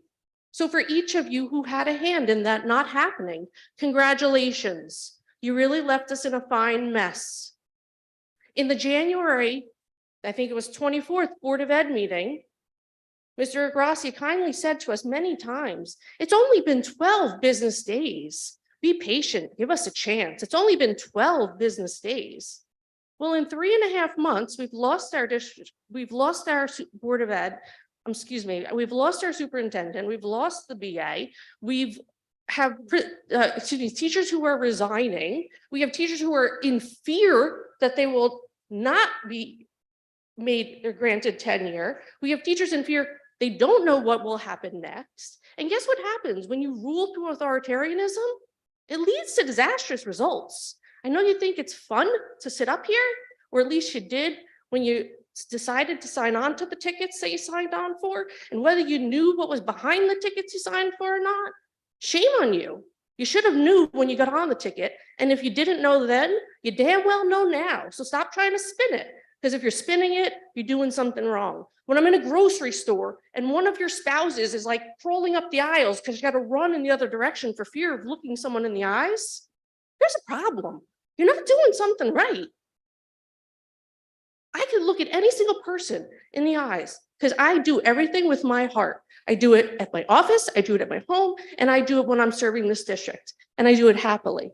And we're throwing one hell of a Cinco de Mayo party on May 5. Sorry, it's a plug. I have flyers. You have to come. It's going to be a great event. Thanks to Mr. Bisignano giving us the venue and Forest Lodge donating the food kindly. It is going to be exceptional. Guess what? These people in Watchung are going to be there and they're going to be happy and it's going to be a phenomenal event. You know why? Because that's what makes us Watchung. We like each other. I don't know where you people grew up, what families you were raised in. I really don't. I don't understand what morals you grew up with. You are not good people. I am sorry.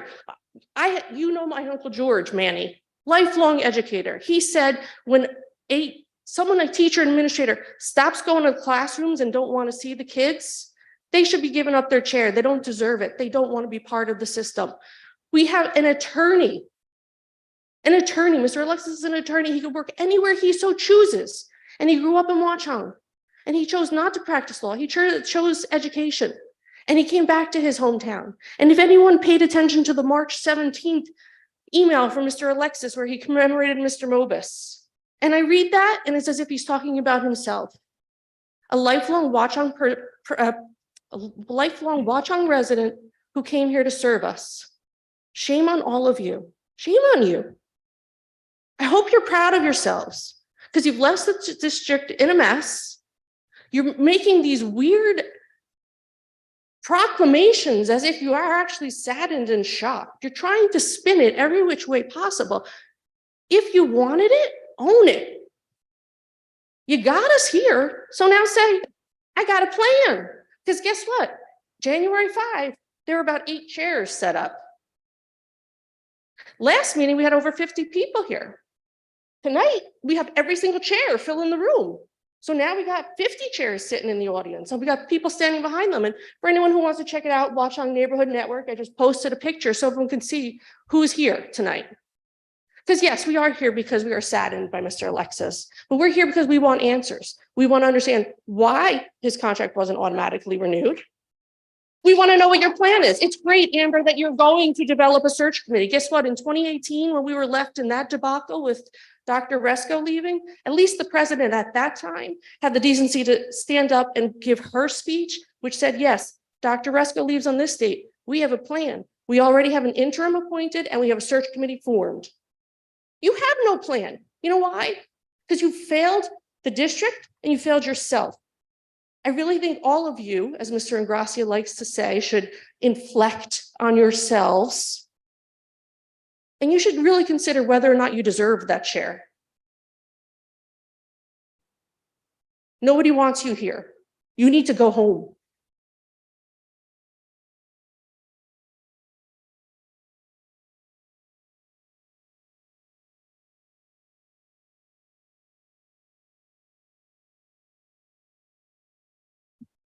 Frank Bisignano, I'm a Watchung resident. I'll try to be brief. George, God bless you and good luck. You're a huge loss. And I'm sorry you weren't treated right. And you know, everybody knows how good you are. I am shocked, Amber, that you're saddened and surprised. I think the main reason I'm shocked is because you and some bunch of your colleagues here decided not to renew automatically the superintendent. Is that correct? Yes, it is. You all were a party to it. We heard it. We heard it. So that was a strategic maneuver, probably led by a couple of you. Maybe the couple that voted no for the referendum twice. So we're not shocked and surprised. That was the strategy. Scorched earth strategy. And then we want to walk around town and say he applied in December. No, he resigned in April. Let's just be clear. He resigned in April. I don't want to be told at a middle school baseball game. I don't want to be told that he applied in December. I want to be told that you drove him out. He put a marker down to protect himself because he knew that the voted in incumbents would in fact do exactly everything they did. A smart, well-educated man took an option, but he was out here busting his butt every day. So the last referendum was 2001. I guess you thought we should wait till 31 or 41, Anthony and Amber, when you kept saying no. I sat in this room with many people over the summer, the Jewetts, Mr. Panza, or whatever his name is, the HVAC expert that your friend Anthony couldn't find anything wrong. But you know, you had a shot at keeping him. But Amber was kind enough to tell me. She was kind enough to tell me when I said we should keep him, she was going to try to do that. And she was also kind enough to tell me that in an executive session, Anthony said he didn't want him. So of course, I would leave and execute my option. That's what I was told. Now I'm not done yet because I'm amazed. The one thing, and I want you to write this down because you guys seem to like to write. I just never know what comes out the other side because there never seems to be any output. There's over $1 million, over $1 million in the referendum for safety of our children, to infrastructurally build a better safety. Did you care about it enough? No, you cared about blocking everything the superintendent wanted. I don't know what is wrong with you as a group. And I can't wait for Hans to come up and tell me, come on up, Hans, tell me, come on, tell me why you are going to bring a better thing for this town. It's not your time. Well, why did you call me up? Because that's your style. My You're style. a bully, Yeah. okay? And bullies deserve to be stood up to, and I'm going to stand up to you. God bless you. God bless you. The children of Watchung want you to block the referendum. Right? No? Not one thing's been done. Not one thing's been done. So, what do we have? We have some good men sitting there, I'm sure, and some good women sitting here who've been misled. Right? So the truth is told, you drove the man out. And God bless you. I tell you, you're going to have lots more people. So how are you going to fix it?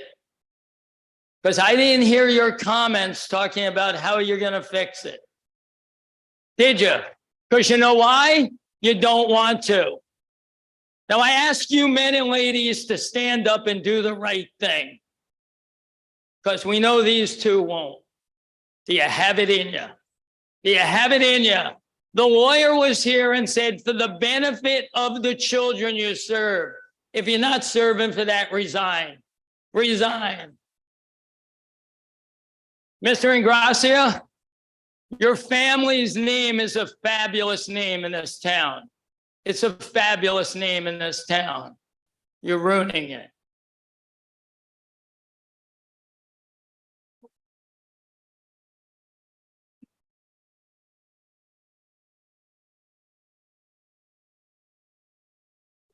Hi, everyone. Hard to follow that. My name is Paulina McClish, Valley Drive. Super new to this town. We moved in about a year and a half ago, and my kids are just approaching becoming old enough to join Bayberry in a couple of years. They're 3 years old right now, and I have major concerns about everything that I've learned over the last, let's say, 6 months that I've started to pay attention. And I'm here today. I hate to say it, not meant necessarily because of Mr. Alexis, because I don't know him that well, but everything I've heard so far sounds amazing, but it's really about the issues that have been brought up. And I just want to underscore everything that's already been said. I don't want to repeat the same things, except for one thing. And every week we learn about children who are being senselessly gunned down in this country. And we cannot live with ourselves to not have moved forward the referendum to fix that now. Like was said, there's over $1 million in the referendum to fix issues that currently couldn't save lives. So if you do not fast track this now, children could be hurt, and that will be on this Board of Education, specifically the people who are opposed to moving it forward fast.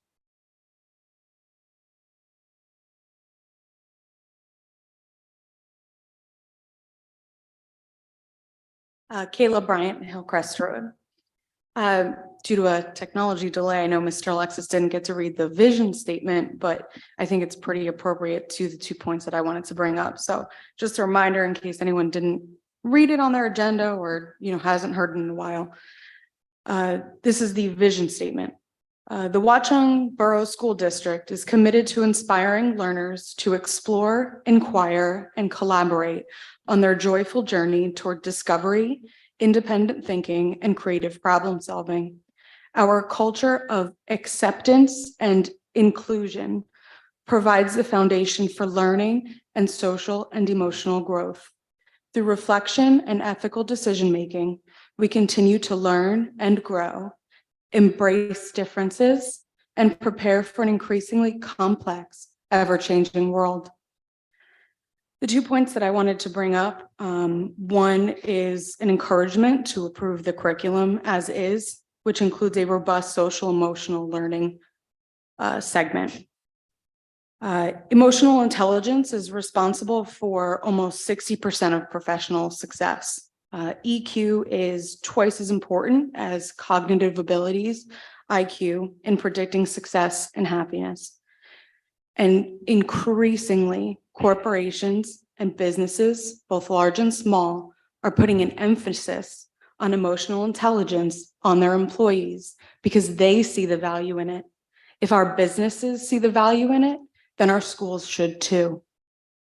Additionally, I just want to say that this discussion about the book banning policy should be DOA, dead on arrival. Parents are more than welcome to control and decide what their children should and shouldn't be reading for their children. They should not be making that decision for other parents or other children. Thank you.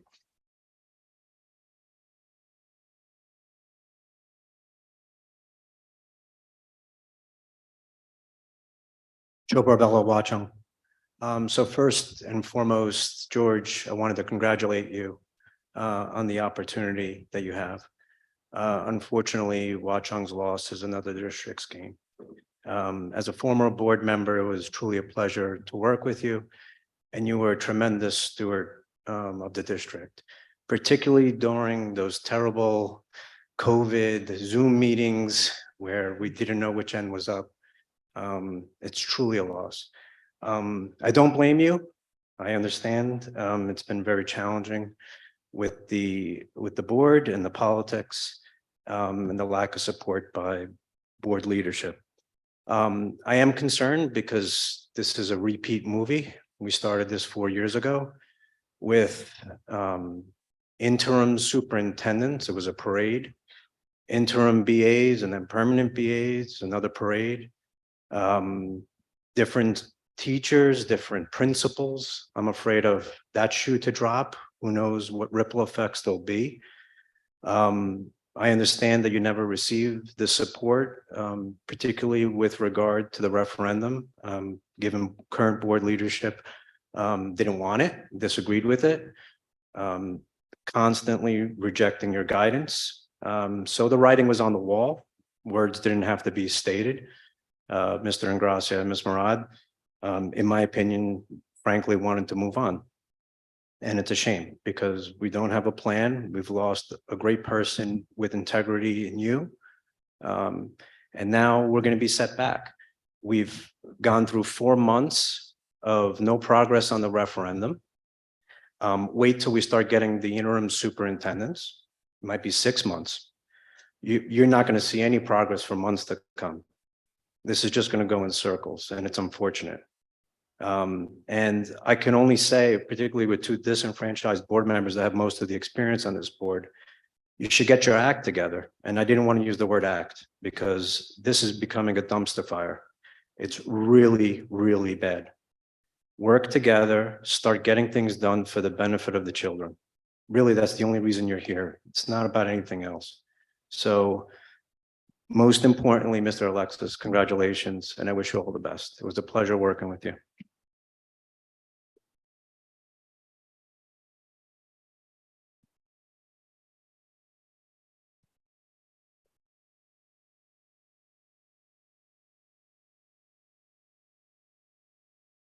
Dennis Bakos, Watchung. I'd like to start by saying thank you, Mr. Alexis, for your service to the community and the community that I know you love so much, and especially serving the kids, faculty, staff, parents, and everyone else in the district. Your accomplishments are extensive and varied, and a particular gratitude needs to be expressed, which has already been done, for how you were able to navigate us through the difficult period of the pandemic. I was fortunate enough to meet you very early on, and during the superintendent search process, we were encouraged by the company that we hired to look for a candidate who had, number 1, vision and values, number 2, instructional leadership, number 3, community engagement, and number 4, strong management and operations capabilities. Those are the 4 items. In my eyes, you exceeded all of those high expectations, and you did much more. You helped shape our vision statement and created a strong intellectual path towards student growth and achievement, and a physical vision for the future that many were excited about. I wish you all the best in your future endeavor, and thank you very much. I also have some specific comments about the agenda items on the budget.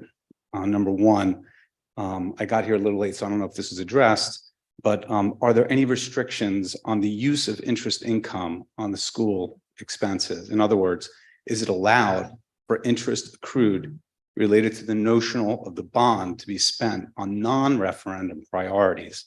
The reason why I asked this question is I'm concerned about optically or really having some commingled funds, and if that is permitted by law. So I don't know if that's been addressed. Apologies, I could follow up afterwards if it was, but that's one of the items I have. Number 2 on the budget, having the hiring, have the hiring and search costs associated with a new superintendent search been included or factored into the budget.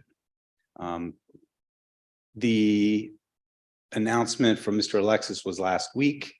I don't know what the cycle of reporting with the county superintendent is, but I know that those costs, I'm a little rusty on my memory of what that was, but it was not a small number. I want to say it ranged somewhere between 15 to 30,000, but I don't recall exactly.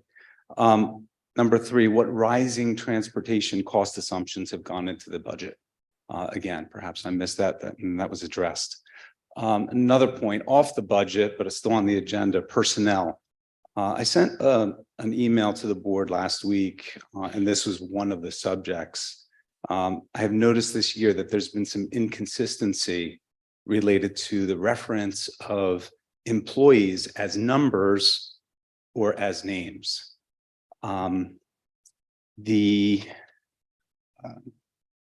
That's an acceptable practice, of course, but it's not as common in other district minutes that I've reviewed. And the reason why I bring this up is because resignations, for example, this year to date, there have been 2 resignations, 2 were named, 1 was a number. Unpaid leave absences, 1 was a name, 2 were numbers. In today's agenda, all of them are numbers. Maternity leaves, 1 name, 1 number. I think you get the point. There's some inconsistency there, and I think that could be meaningful, and I'll tell you why. Because these resignations, retirements, everything else do impact this community. And I know that I happen to like seeing the names because it helps me and my family prepare for any changes that might be coming up in the future months or years. Okay, so that's personnel. Operations. I was very glad to see the grant application on there, like C13. So we're still hitting deadlines and bringing money into the schools. So I'm not sure who the grant writer is, but thank you for that effort. It's good to see that. And then I think my final comment relates to policy. I noticed in policy, there's an abolition of policy number 9100. I recognize the wording of that policy is clunky and a bit awkward, and that perhaps some of the content may be referenced in other policies, maybe.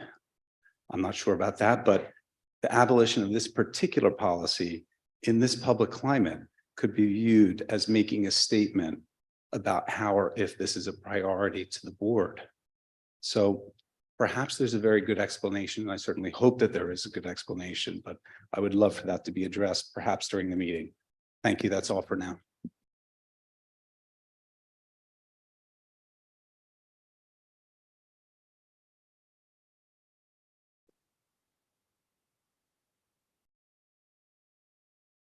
Jen Scharf, Watchung, George. It's been a gift to work with you as a community member, a gift to work with you as a board member and vice president for 3 years, and a gift to work with you as an educator. They broke the mold.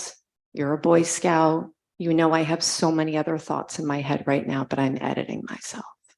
We love you, George.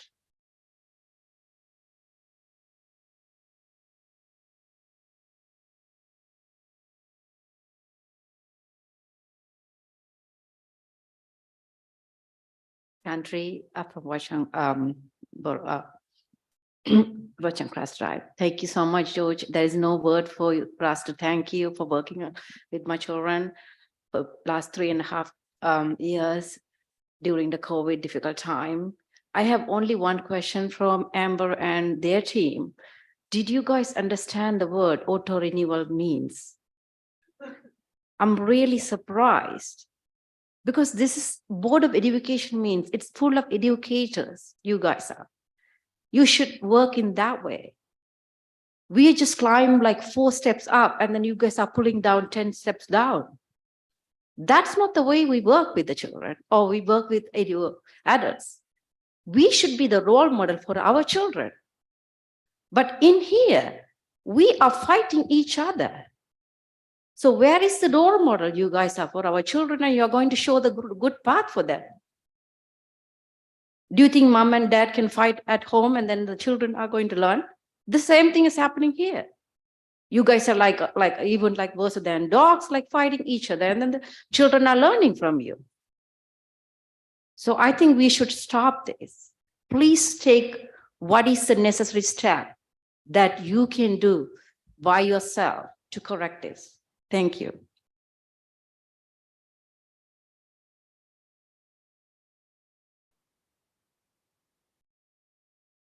Good evening, everybody. Kevin McDonald, Hillcrest Road, Watchung. I wasn't going to speak tonight, but how could I not? I just wanted to say thank you, George. You know, it was great working with you during my time on the board. I really appreciate all of our talks and getting to know you better. And I wish you the best of luck in your new endeavors. Thanks again.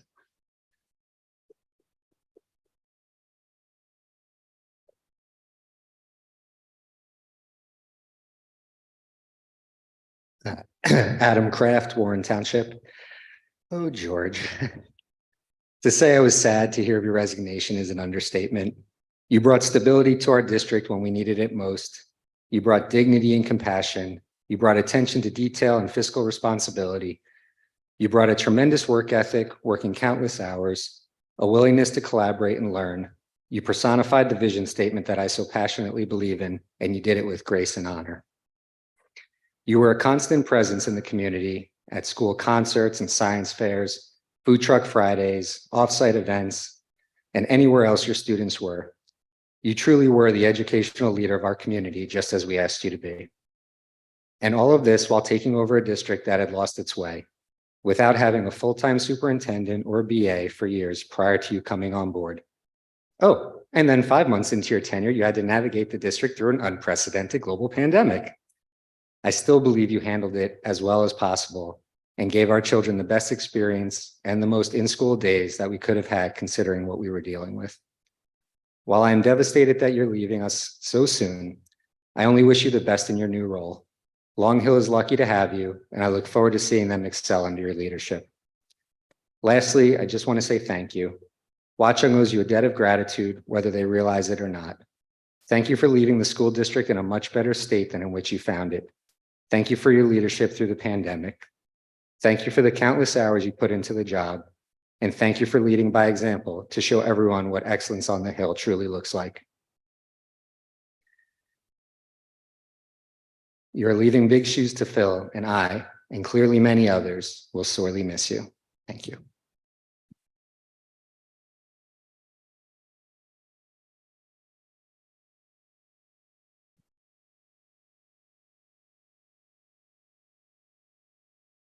Is Rita Sadvani, Ridge Road. I don't even know where to start. I've had the pleasure of having you as an educator while my kids were growing up. I've had the pleasure of working with you as a board member and a member of the community. You truly excellence on the Hill. You will be missed. You will be sorely missed. I know we will not be the same without you, but I wish you the very best. Thank you.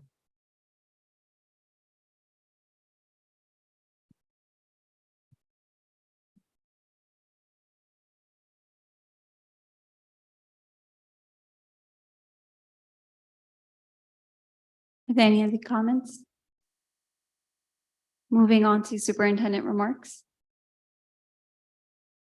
Good evening, everyone. I just want to highlight a few items on the agenda.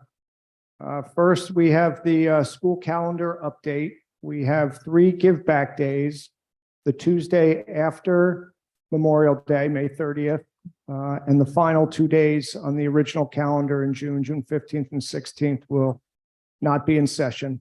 We will have a half day on June 14th, and that will be the day of the 8th grade commencement. I also want to thank our parent groups for their donations that are listed on the agenda. PTO is providing a much needed freezer for Bayberry. CPAG has generously donated planners for our Valley View students. And WEF has contributed a sizable donation for bus transportation for field trips, all very much appreciated. Thank you again for your ongoing support these last 3.5 years. As for my next steps, I do appreciate really the kind sentiments. As uncomfortable as this has been for me, I don't like necessarily to be the center of attention like that, but I do very much appreciate it and thank all of you. I don't have anything to add at this time to the letter I sent to the community last week, but I do want to just clarify that the decision to leave was mine, not the board's. I just want everyone to understand that. The board obviously cannot speak about personnel matters, and we're not going to discuss that tonight, but I just want to clarify that for the community. As I said before, I remain focused on what's best for the Watchung students, and that means moving forward with the rest of the school year and planning for the future. The administration is working on certain referendum projects in-house for this summer, and that includes security enhancements, I can assure you. Next, we have the principals' reports, but before we invite our principals forward, I would like to ask Ms. Dakota to come forward, if she's still here. She's in the bathroom? Okay, let's go with the principal reports and then we'll have Nicole come up and just give a short special services update.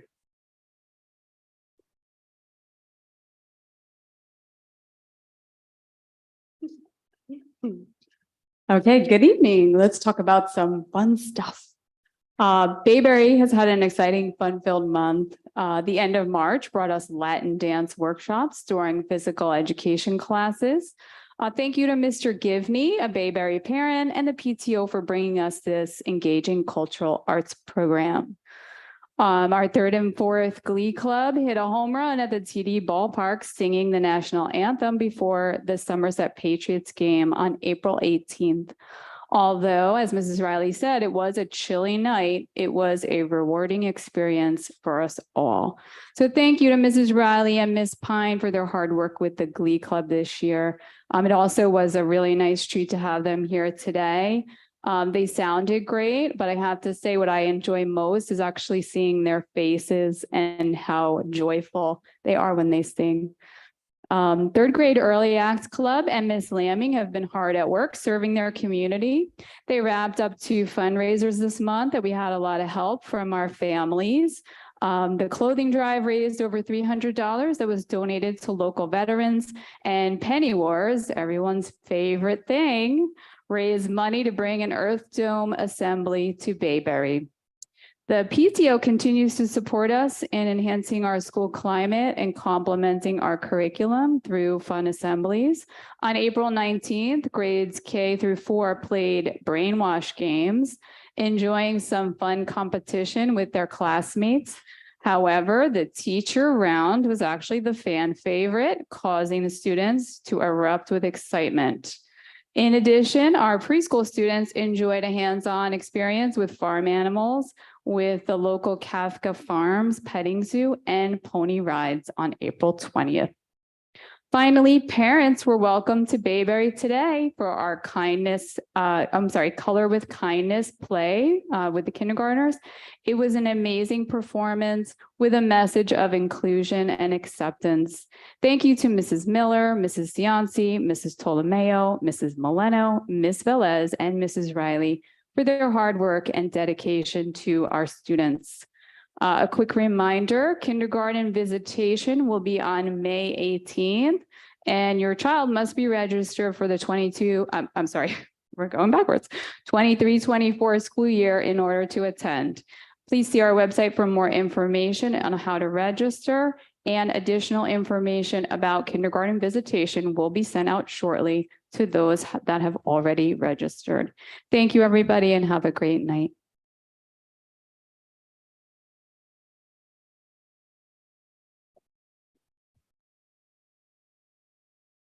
Good evening, everyone. During the month of April, students and staff celebrated Autism Acceptance Month with spirit days and classroom activities. And adventure learning is back at the Valley View Gymnasium. Our enhanced program will use adventure experiences as an effective tool for improving the way students live, learn, and work together.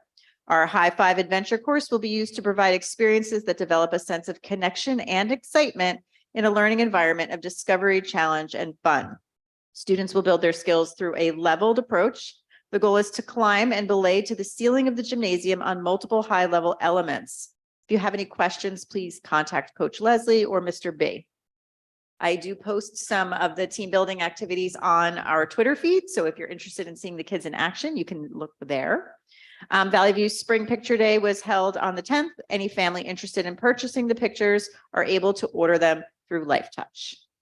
Believe it or not, marking period 4 began on April 3rd. Report cards for the 3rd marking period were made available to parents via Genesis Parent Portal on Friday, April 14th. Anyone having difficulty viewing their child's report card is encouraged to contact the main office for assistance. On April 11th, Valley View students were treated to an interactive assembly, the Brainwash Game Show. Students and staff competed to answer questions about pop culture and school-related topics. I was actually fascinated to see how into it all of the kids were, including our 8th graders who usually don't show excitement about much anymore. So thank you to our PTO for bringing this exciting experience to our school. The PTO also funded the 5th grade in-person planetarium experience on April 19th, where students extended their understanding of Earth and space. On April 21st, our Community Outreach Club hosted our first spring senior luncheon. Our local seniors haven't had a chance to visit Valley View since before COVID, so we were thrilled to have them back. They enjoyed performances by some of our chorus and band students, played games, and completed a craft. CPAG is thinking of us and they're thinking ahead. They are ready to give our students new planners. I think Mr. Alexis mentioned that. And thank you to CPAG for keeping us organized. I would also like to extend my appreciation to both WEF and our PTO for funding our school field trips. Our first trip is scheduled for tomorrow. Our 8th graders will be visiting the 9/11 Memorial and Museum. The district science fair will also be held tomorrow in the Valley View All-Purpose Room. I'm excited to see the student projects and learn a little more about the world around us. Last year, I learned about the 5-second rule. So you all know it's not a real thing. Don't touch it. Don't eat it. Coding and robotics members participated in the tests of engineering, aptitude, mathematics, and science, also known as the Teams competition at Valley View in February. Prior to the competition, the students had to write an essay, and then at the competition, they worked with their classmates to complete a design challenge and take a multiple choice test. I am excited to announce that all 5 of our teams have been invited to the national competition in Louisville, Kentucky. Their combined overall state level score, yes, congratulations to our kids. Their combined overall state level score is among the top 20% nationally. One team comprising Ariana Patel, Amelia Liam, Sehaj Dillon, and Nikita Jain placed second in the entire state. Ms. Bakash and Mrs. Landolfi are so proud of their students. They could not wait to, tell them all about it. We called them to the principal's office as a surprise to announce them. Only the 5th graders thought they were in trouble. The rest of them knew that it's not a scary place to be. But we are super excited about the opportunity for them to complete at the national level. Congratulations to them and to their families. And I can't wait to see how well they do. Thank you and have a good night.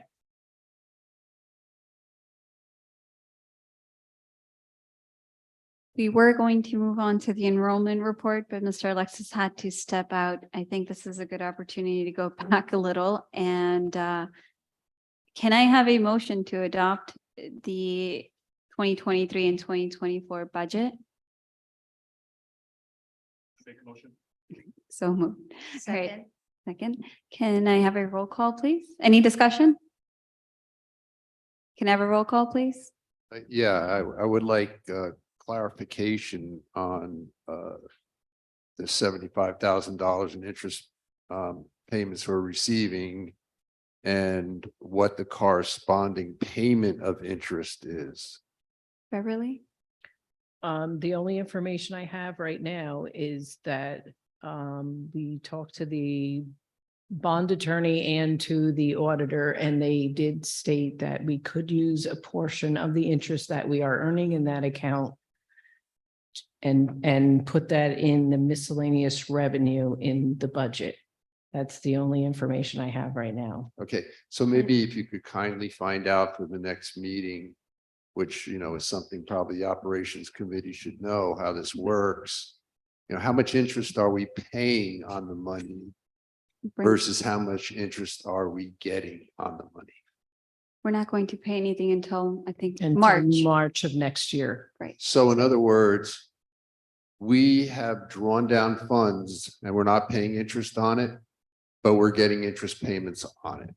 Is that correct? I'm sorry, repeat that again?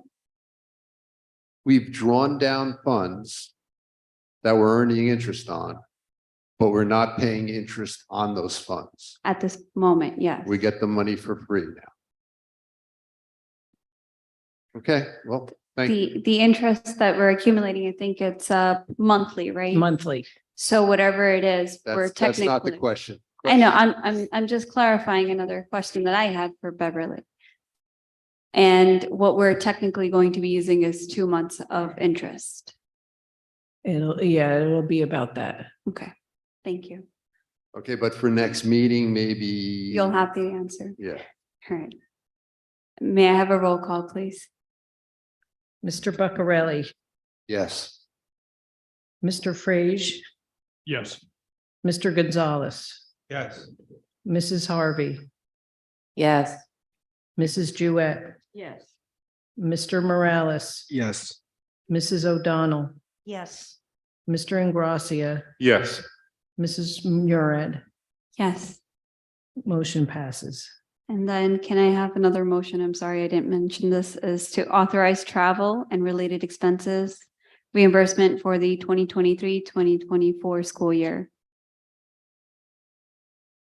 Can I get a motion, please? So moved. Can I have a second?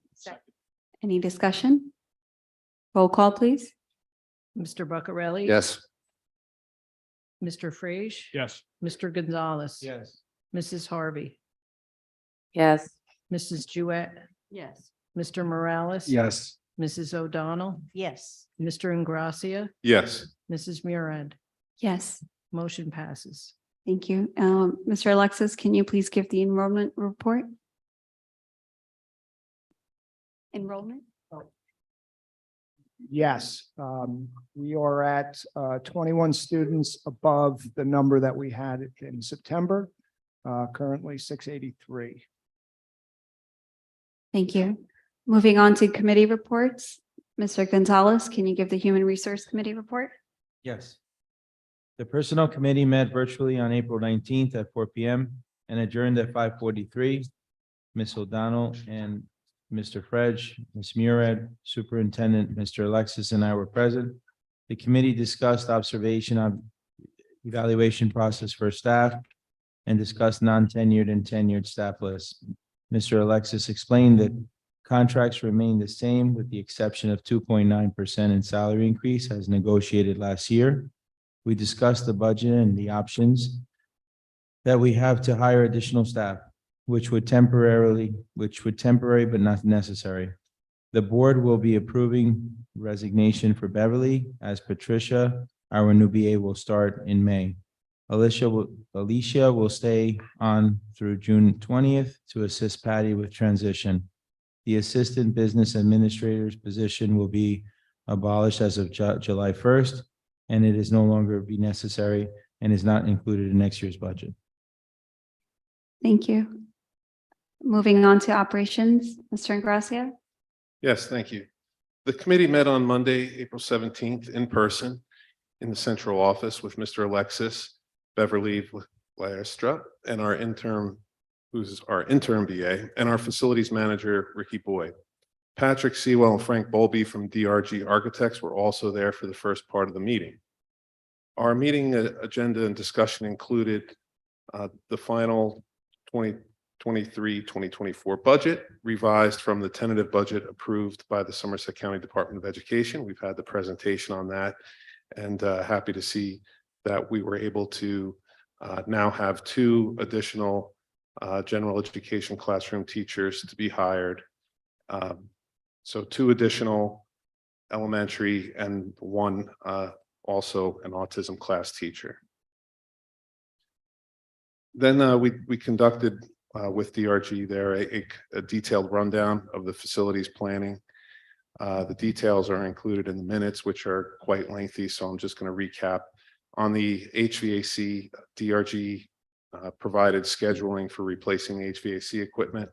So there's some different options there, but they're basically going to be going out to bid September or October of 2023 with a good deal of that equipment. Some could be done sooner because we've done rooftop unit replacement and things like that already here, that maybe we can move up the schedule on some items.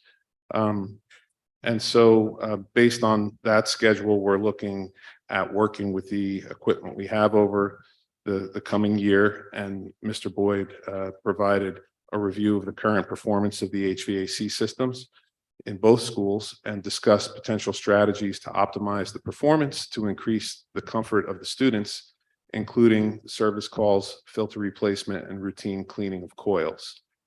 Just one note that we were concerned that there was concern in the community about the indoor air temperatures on and around April 13th and 14th, when the region saw close to, if not record-setting high temperatures.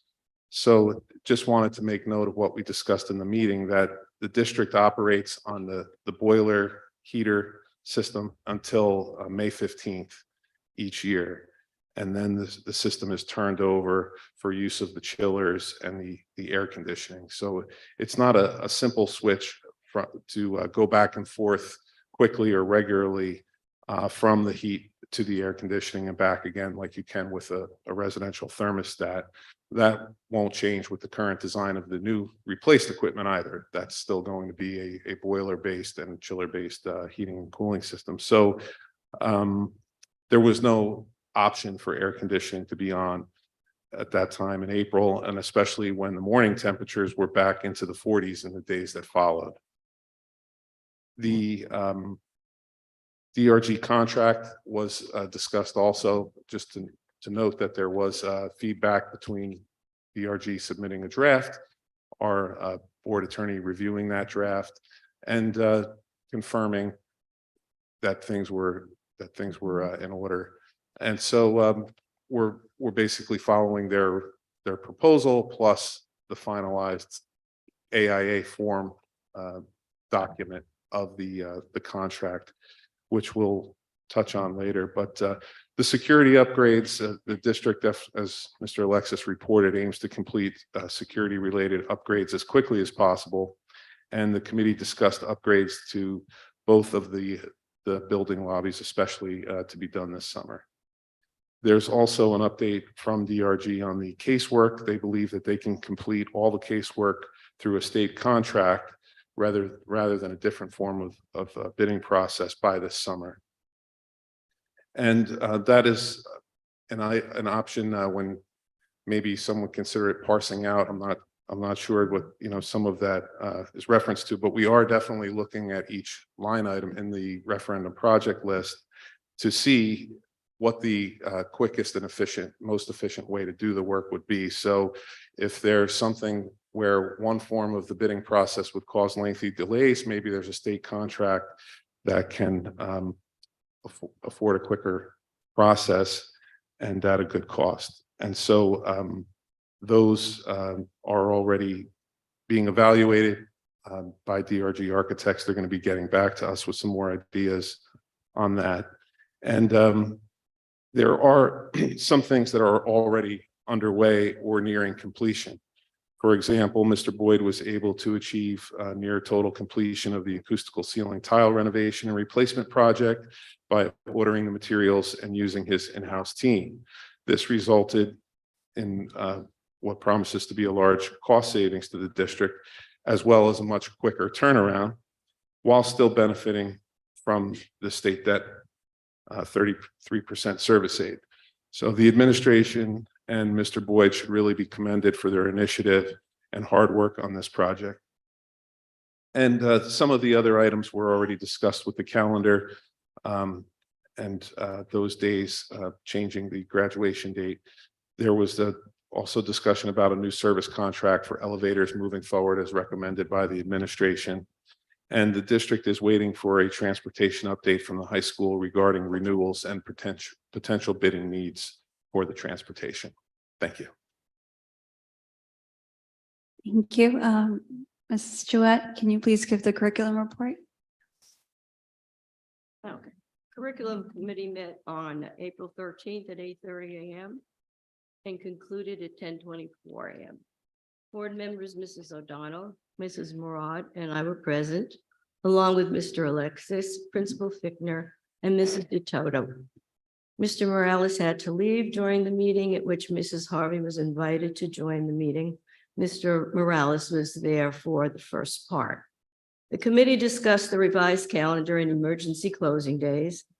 The committee was in favor of the proposed revised calendar, which includes giving back June 15th and 16th, and ending the year on Wednesday, June 14th, which would be a half day.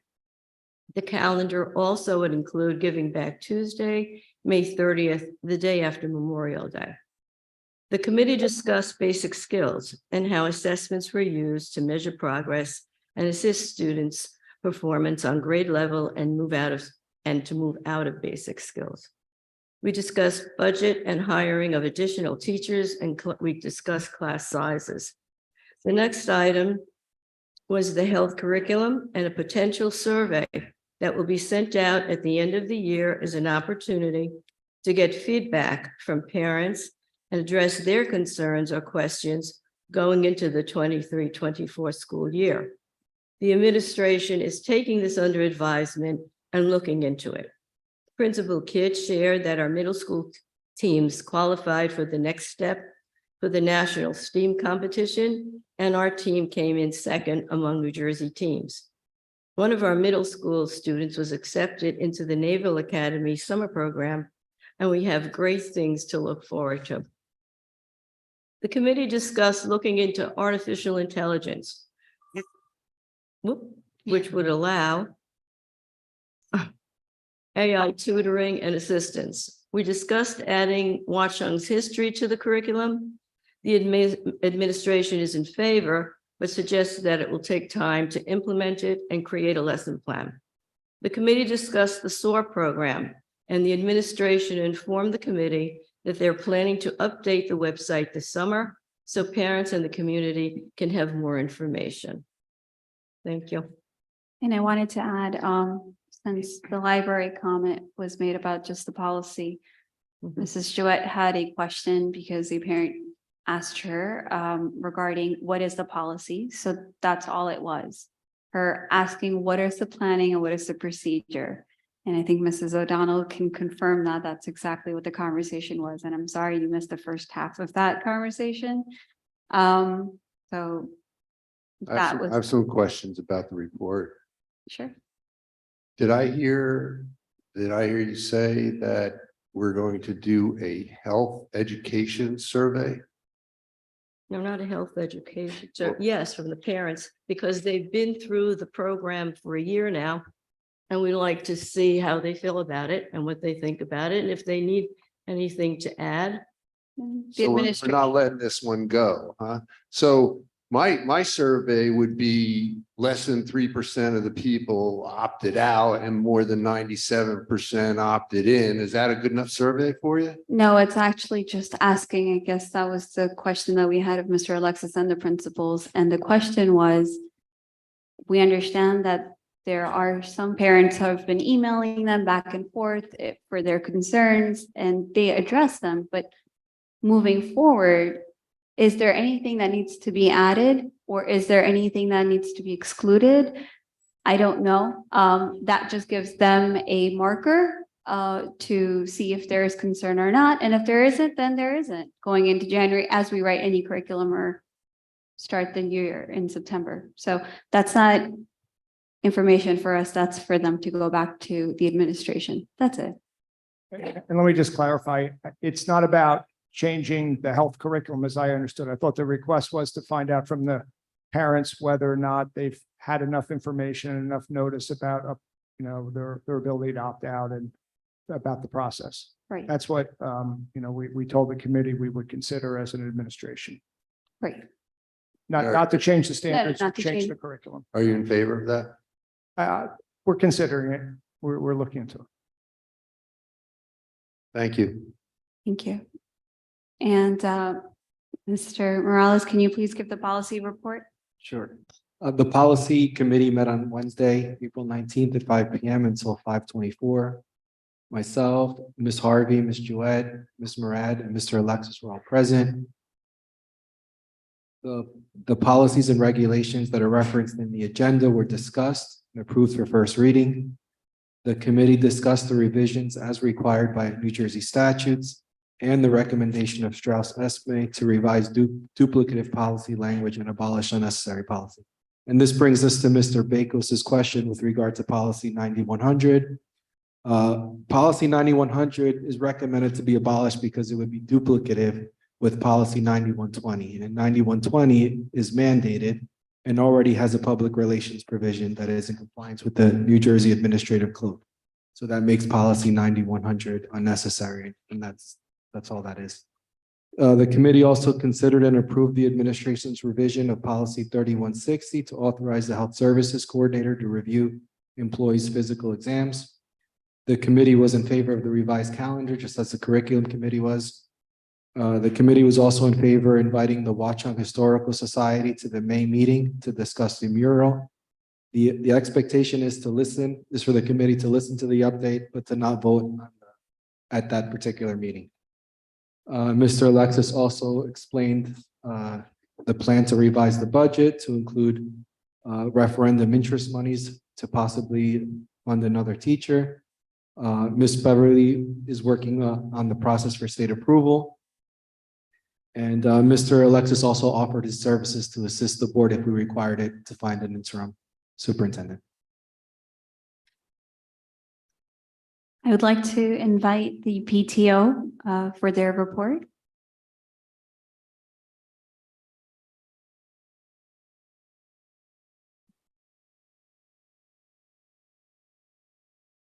And I went backwards. Hello, I forgot that I was doing this. But the principals basically have said, both and during their reports, what we've done through the month of March. We had a pretty busy month with the mobile planetariums coming in. The brainwash, I was really, really excited about. There's a parent here who is a teacher at a school at Elizabeth, and I stole their idea, essentially. But it was great. The kids really liked it. It was really fun. We were able to bring it in. We broke it into 2 sessions. So 5th and 6th grade together, 7th and 8th grade together, K1 and 2 together, 3 and 4 together. And then to do the petting zoo for the preschool was really, really great. And they even got to do pony rides with the petting zoo. So we were really excited about that. We also have another assembly coming up for the preschool that I can't remember the name of it, but it's with puppets and music. So we're really excited about that. Right now we're getting ready for this coming Saturday. We're having our Bayberry dance. We're really, really excited. We're having it at the school. I don't think we've had a dance since pre-pandemic for the Bayberry students, so we're really excited about it. And then we also had when the Glee Club went to the Patriots game, we also had a Watchung night, and we had families come out and support the Glee Club. It was a really great night. It was a little chilly, but we had quite a bit of people there. I think we had almost 2 sections full, so it was great. Thank you. Thank you, and thank you for your donations as well. At this time, I'd like to invite WEF for their update.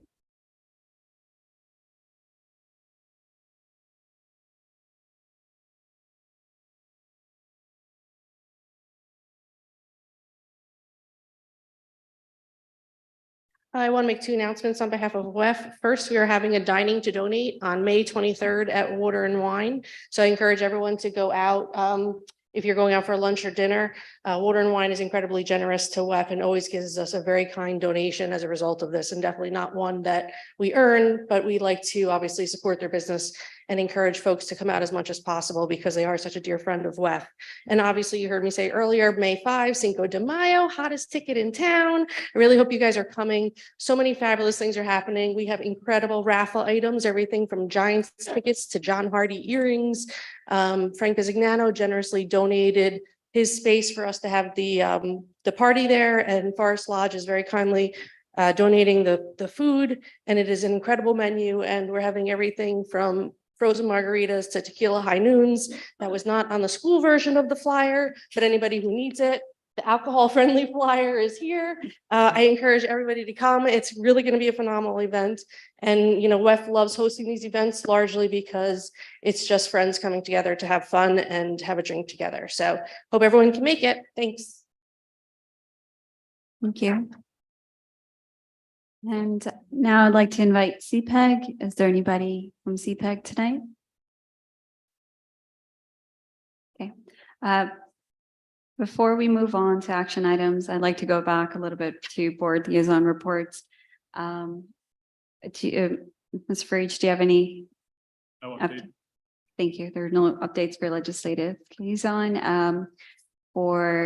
There's nothing for Somerset Educational Services Commission either. And the school associations meeting on May 18th.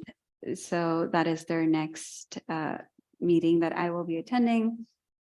I'd like to move on to action items for administrative items. Can I have a motion to move administrative items, Mr. Morales? I move administrative items A1 through A9. May I have I'd a, like to make an amendment. yes, I'd like to move that we terminate the engagement with existing board council and reinstate the engagement with board council from last year. is there a Second. Any comments? Can I have a roll call, please? No, let's talk about it. Nobody has comments. Well, I do. Okay. Sure. I just want to just get it all over there, huh?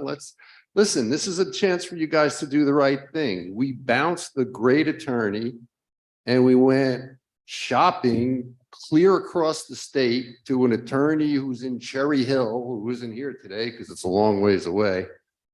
And we got advice, apparently, without me knowing, that a lot of people could talk about a lot of things in private and then ask him to do it because the board president said there was a consensus when the whole board didn't get together to discuss that very important issue. It's against the Open Public Meetings Act, okay? It's bad advice. It's a bad way to run a board. Our old attorney would have never let us happen this way. So why did we go attorney shopping? Was this the reason? And why don't we just hire somebody that we have, a lot more confidence in? Because whatever happened before the executive session, which was a really important matter, didn't happen in accordance with the proper way to govern a board. And Dory and I didn't get a chance to talk to anybody about it. There were a lot of misconceptions. A lot of people didn't know the law, and action was taken. The attorney denied that it was action under the law. It clearly was action under the law. So I think we need a new attorney. Any other comments? Can I have a roll call, please? Mr. Buccarelli, Yes. Mr. Frage, Stay. Mr. Gonzalez, Yes. Mrs. Harvey, Yes. Mrs. Jewett, No. Mr. Morales, No. Mrs. O'Donnell, Yes. Mr. Ingracia, No. and Mrs. Murin. No. Okay, motion doesn't pass. Can we go back to the original motion and have a roll call, please? Okay, Mr. Buccarelli, Yes. Mr. Frage, Yes. Mr. Gonzalez, Yes.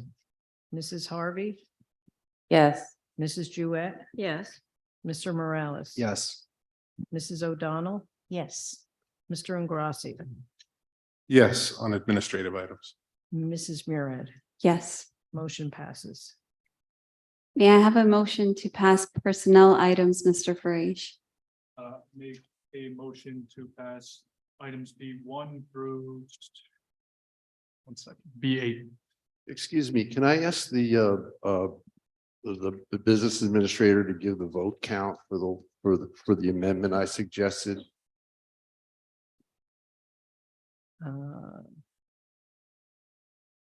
An abstention does not count as a vote either for or against. So I have 4 noes and 1 abstain. And you have 4 yeses? Yes.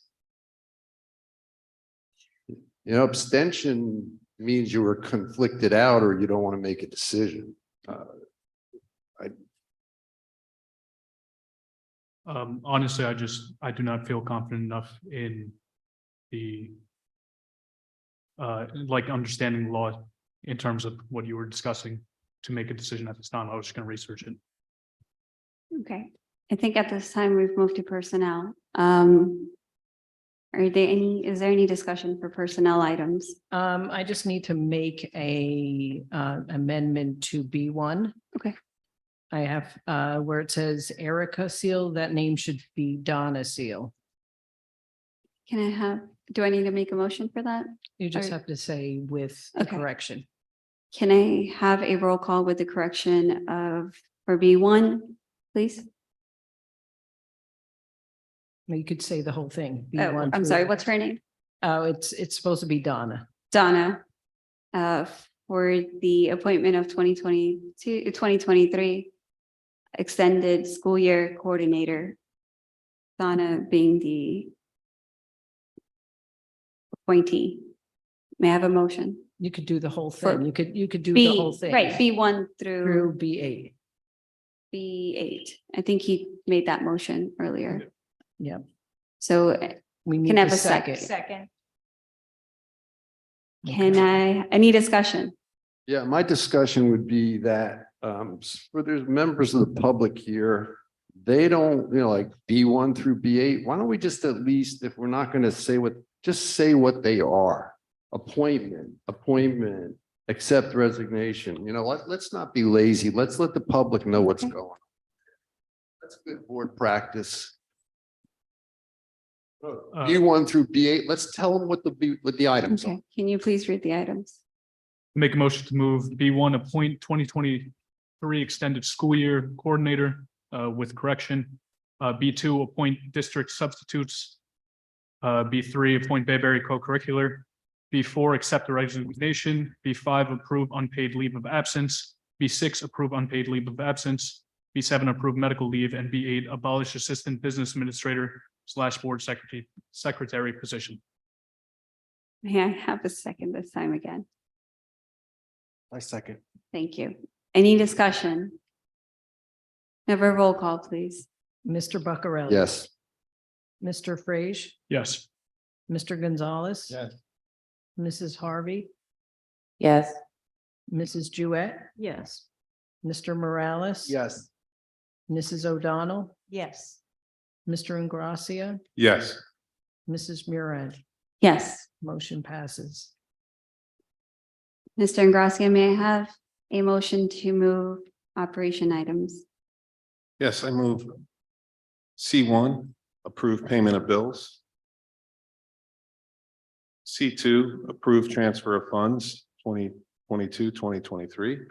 C3, accept financial reports. C4, approve contract with Health Source Group. C5, approve agreement with Union County Educational Services Commission. C6, accept donation with gratitude from the PTO. C7, accept grant with gratitude from PTO. C8, accept with gratitude a donation from CPAC. C9, approve with gratitude grants from the Watchung Educational Foundation. C10, approve contract with Action Elevator. C11, approve service providers. C12, appoint School Health Insurance Fund, the Shift Fund Commissioner. C13, accept the 23 School Climate Change Pilot Grant. C14, approve Valley View official umpire rate retroactively. C15, appoint temporary district purchasing agent. C16, approve professional travel and related expenses. I second. Thank you. At this point, I would also like to have a motion to add DRG's contract for approval on that. I second. Thank you. Can I have a motion to approve it? Someone just needs to say So so moved. moved. Thank you. Can I have a second? Second. Thank you. And then, okay, so just a little bit of background. Thank you, Mr. Alexis. The reason it's not on the agenda today, it's because we were negotiating the contract and they have graciously started working on some projects already during these negotiations. And our attorney just got back to us because on Friday, I believe DRG gave their opinions, and then today they were able to finalize it. And as we were coming to the meeting, we were given the green light to move ahead, that a fair compromise has been made between the two parties. And that is typically what the contracts are like, and we are moving forward. We haven't seen it, but the attorneys have, and whatever we had requested and they requested, we were able to come to an agreement of that. And that is why we're approving it tonight and adding it on current at this point. We've seen the rough draft and we've seen the proposal language that was submitted at the time of during the selection process. And so unless there's a unanticipated clash where somehow those our attorney's comments didn't mesh with the revision of the draft that was submitted by DRG, that they generated the first draft of the contract. Or if something varied from the proposal that we had all seen at the time of during the selection process, I don't see where there would be a problem then, but it is a late notice from the attorney that they received the comments back from DRG and that the all the comments on contract language were able to be revised into the final draft of the contract. So that's the information that we have to go on right now. Yes, and not to stall, because that is before I made this motion and before the meeting began, I actually to seek the advice of Mr. Alexis, and he's comfortable. I moving am forward. comfortable with it, yes. So we got those comments on, I think, April 14th, correct me if I'm wrong. None of them were material. They should have taken about 45 minutes to work out. I don't know why, again, it took so long. Whether we got all of our comments or whether we got none of them, it doesn't matter because none of them were material and it said so right at the beginning of the attorney letter. So I have no problem approving that contract without seeing it. Thank you. Any other comments? Okay. May I have a roll call with the amendment? Mr. Buccarelli, Yes. Mr. Frage, Yes. Mr. Gonzalez. Yes. Mrs. Harvey, Yes. Mrs. Jewett, Yes. Mr. Morales, Yes. Mrs. O'Donnell, Yes. Mr. Ingracia, Yes. Mrs. Murad. Yes. Motion passes. Ms. Jewett, may I have a motion to move curriculum items? Curriculum item. D1, adopt curriculum for the 2023-2024 school year. And that's it on curriculum, going to policy. No, just curriculum. Okay. Thank you. May I have a second? Second. Any discussion? May I have a roll call, please? Mr. Buccarelli, Yes. Mr. Frage, Yes. Mr. Gonzalez. Yes. Mrs. Harvey, Yes. Mrs. Jewett, Yes. Mr. Morales, Yes. Mrs. O'Donnell, Yes. Mr. Ingracia, Yes. Mrs. Murad. Yes. Motion passes. Mr. Morales, may I please have a motion to move policy items? I move E1, which is approve policies and regulations for first reading. And E2, which is abolish policy and regulation. Can I have a second? Second. Any discussion? Roll call, please. Mr. Buccarelli. Yes. Mr. Frage. Yes. Mr. Gonzalez. Yes. Mrs. Harvey, Yes. Mrs. Jewett, Yes. Mr. Morales. Yes. Mrs. O'Donnell, Yes. Mr. Ingracia, Yes. Mrs. Murad. Yes. Motion passes. This time I'd like to move to board business. Any board business? Okay, and I'd like to now move to comments from the public. It's going to be the same rules apply as before.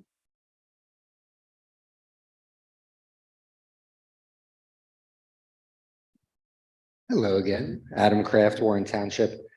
Just regarding the mural. It was commissioned by Sears to make residents feel like Sears had ties to the community rather than being a national company with no ties to the community. The mural is not based on actual historical events.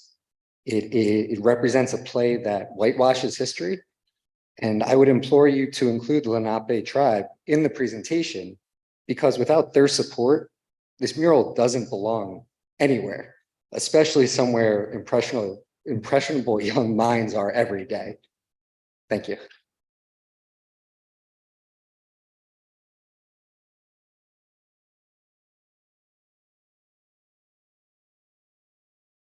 Good evening, everyone. Hi, I'm here basically to thank George.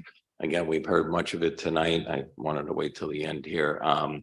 George and I both, I was appointed, I'm here as a resident, a homeowner, a taxpayer, and a father, right? Not here as mayor, okay? But I was fortunate enough to be appointed around the same time you came on. Maybe people who weren't directly involved don't know the pressure we were under.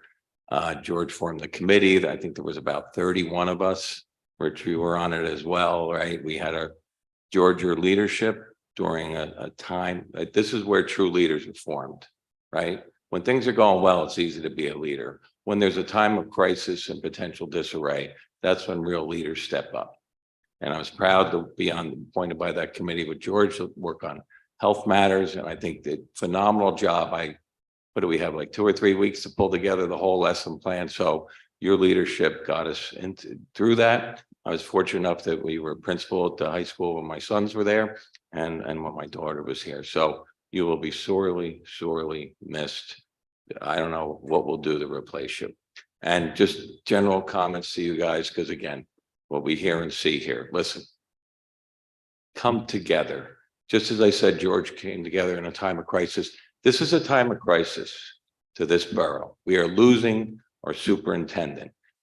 What do you tell my daughter's in high school now, right? But what do you tell the parents? We heard about a 3-year-old parent, like, what's the school going to be like?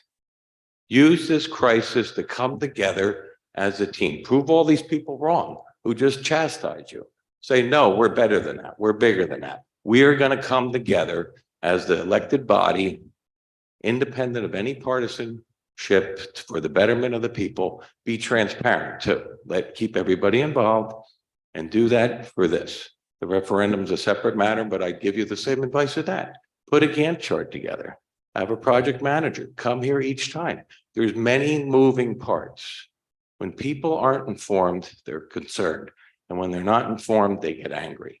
Okay, we see it all the time and everywhere in our life. So George, you'll be missed. You guys, you'll have my support, right? But work together as a team. This is Ron Jubin, resident, taxpayer who wants my home values to stay high and the excellence on the hill. I'll leave you with the metaphor many people know I say. The rock is always easier to roll up the hill when you're all on the same side. That's your key to get back to excellence on the hill. Maintain it by working together as a team.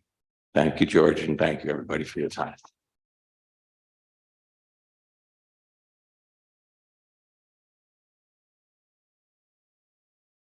Gina Pontrero, Watchung.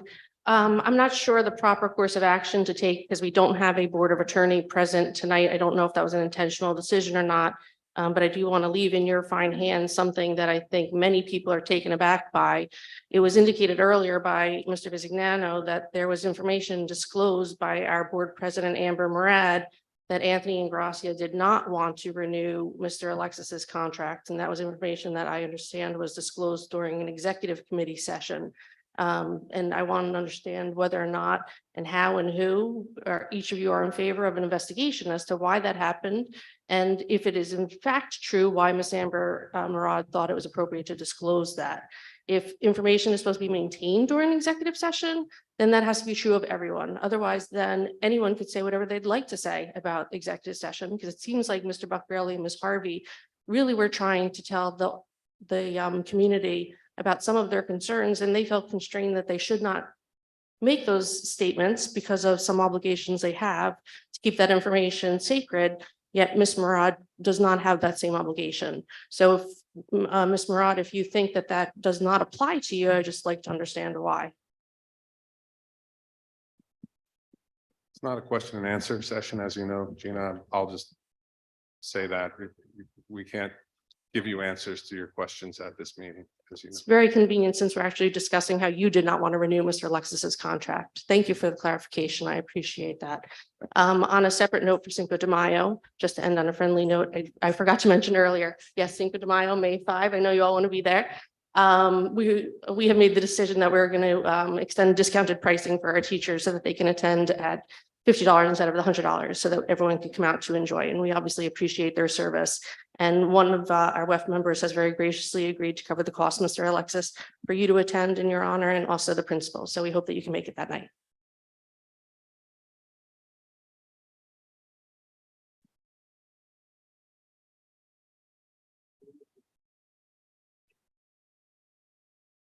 Hans Jewett, Elsinore Drive in Watchung. I think saying this is very appropriate right now. I don't see how we're looking to move the ball forward. I don't see why on a day like today where we should be celebrating that Mr. Alexis is going to have a new opportunity. He's done a nice job here in Watchung, that he should have to be party to the circus that we've just witnessed for a few hours. We seem to have a couple of board members who just thrive in trying to throw gasoline onto a fire and not really try to do anything positive, but to try to shed negative light onto the matter. The referendum is moving ahead. There's a contract going on, but Mr. Buccarelli still claims over and over again that people hate the referendum and they're against it and they don't want anything to benefit the schools. I remember Mr. Buccarelli clearly stating in ad hoc meetings that I was in that it's going to cost Watchung $10 million for this referendum. We shouldn't leave $5 million on the table. It was interesting tonight where Mr. Buccarelli did not seem to understand what debt service is. And if he had looked at the debt service tables, he would have seen that there is no debt service that Watchung is paying on that $15 million this year, but the debt service starts next year. So that just makes me believe he probably really doesn't understand debt service, but I don't want to say that. In addition to the $5 million that we're going to save, that's going to cost the district $10 million. The actual amount, and this is in the debt service, that's why this is so surprising the discussion came up. The debt service for the $15 million we're going to borrow, and it's on the website, is $20 million. So we're borrowing $15 million, and it's going to cost us $20 million, not $10 million. The board still has not come up and told the people in Watchung that they're going to be paying $20 million for the $15 million that they're borrowing. I think it's time, Amber, that be brought out to the public. I know I sent you a letter in that regard. What was really disturbing is the mob mentality that we're witnessing at these board meetings, that we have to denigrate the board, that we have to ask for their resignation.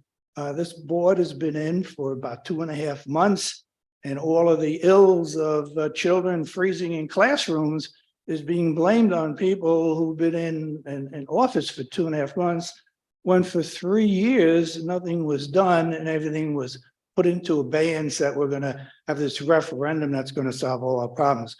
I really don't understand how anybody would stand up here and know that this has been going on for 3 years, and there's really been nothing done on the HVAC side over that period of time.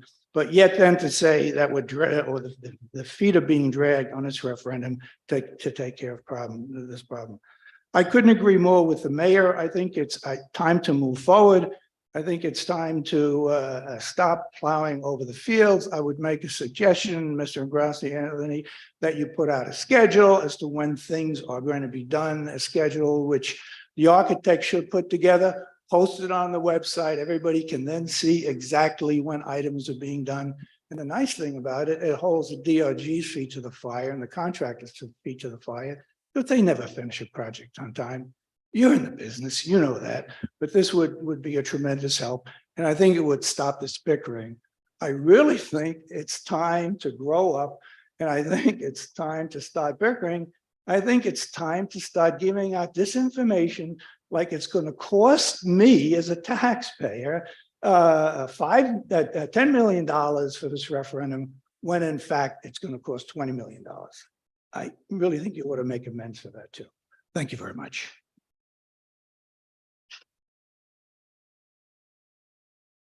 Are there any other comments from the public?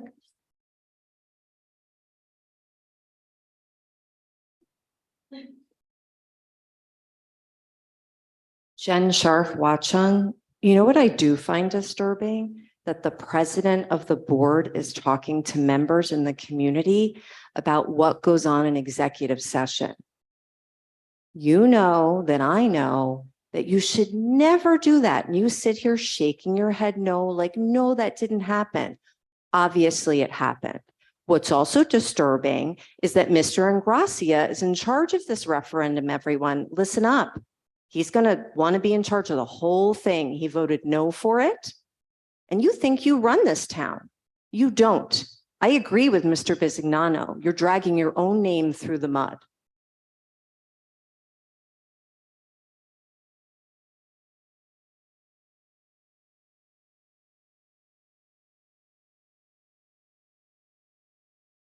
Dennis Bakos, Watchung. Mr. Morales, thank you for the clarification earlier on the policy. Appreciate that. Recently, I filled out an online survey for the district. I don't know when the results are going to be known or discussed in public, but I'd still be interested to hear what those consolidated results are going to be. But given our new circumstances, surely those survey results will lack the context of our new leadership void. So I know many of the parents filled this survey out whenever it was, about a month and a half ago. But I'm just kind of curious when those results will be available to the public. Also, on the referendum subject, there have already been delays, obviously. We've talked extensively about it. And when I say referendum, I say the referendum of what we all knew the referendum to be in 2022. I'm not sure what that looks like right now, but the superintendent search is going to be 3 to 6 months, and we don't need to look any further than the article about the Long Hill search. That started in October, and they made their announcement in April. So it's a 6-month delay, no leadership, or limited leadership or transitional leadership.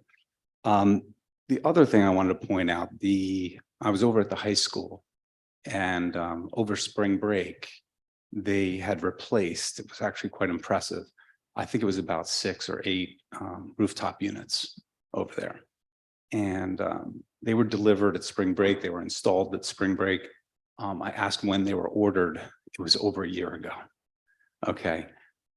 Just another delay that we need to keep in mind about the implementation of whatever the version of the referendum is going to be.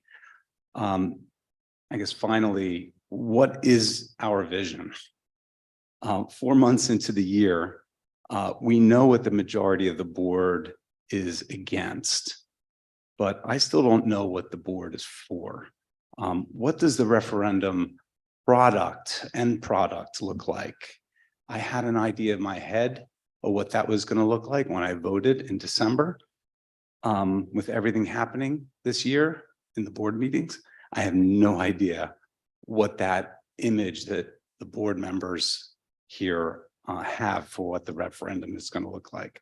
Based on the evidence of the board meetings, it seems that the referendum product probably looks different from what we all thought it was going to be. If that's the case, then can you please let the public know? It would be great to know what this is going to look like. Will there be an outdoor learning commons? Will there be a revision of the art room that was talked about last year? Will there be, rooftop units, HVACs, how many? All of these things are things that people want to know. And I think that's a source of frustration because there's a lack of transparency. I don't know what's going to be happening here. I knew what the old board's vision was. Did I agree with all of it?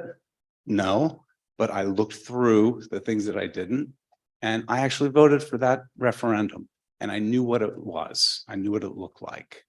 Nobody here knows what that looks like. I heard before the referendum vote that people who were against it say, well, we can do it cheaper. Fine, do it cheaper. Okay, but tell us what you're going to do cheaper, because none of us know. I know the majority of the board voted against the referendum in December. And now you're in a distasteful position of implementing something that you were against.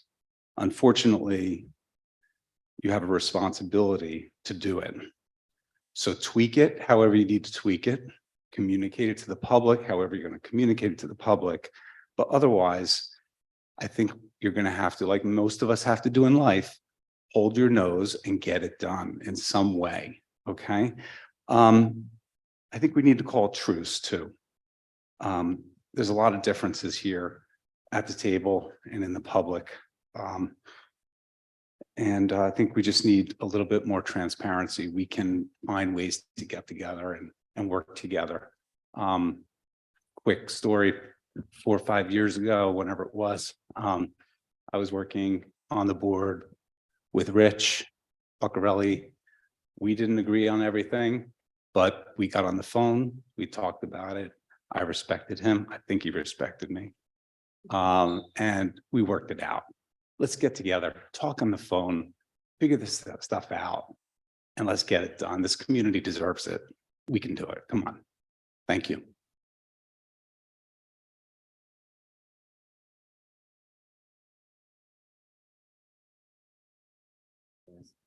Me again. So this is in response to what Mr. Jouett said, but I think it's important for everyone to hear. So he mentioned that the debt service doesn't start getting paid until next year. Well, it was relevant to bring it up during the discussion of next year's budget, if I'm not mistaken. Okay, so it made sense to discuss it then.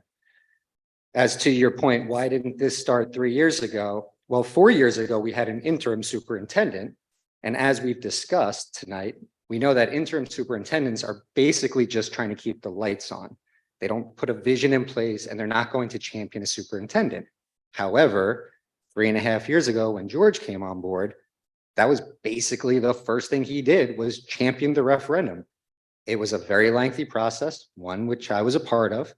We spent a lot of time evaluating the projects and recommendations and making sure it had just what we needed and wanted.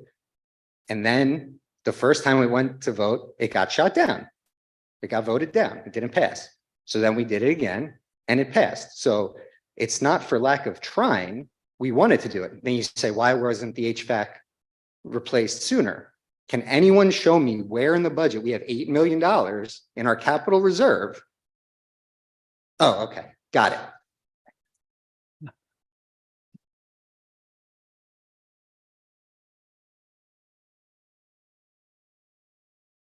Promise I'll be brief. Just 2 things. Okay. The temperatures in the classroom, guys. Now it's talking about 2 days in April. We're talking about every single day. I'm shamelessly going to admit this. I asked my 6-year-old, are you comfortable coming and speaking to a group of adults about what you've told mommy about the classroom? And he looked at me and said, no, I'm not. So I would never drag him here to do that. I'm not making this stuff up, and it's not limited to 2 days in April. I send my kids to I send my kid who goes to Bayberry in multiple layers of clothing all the time, because this is what I hear when I come home. Not I had a great day, but it was weird in the classroom.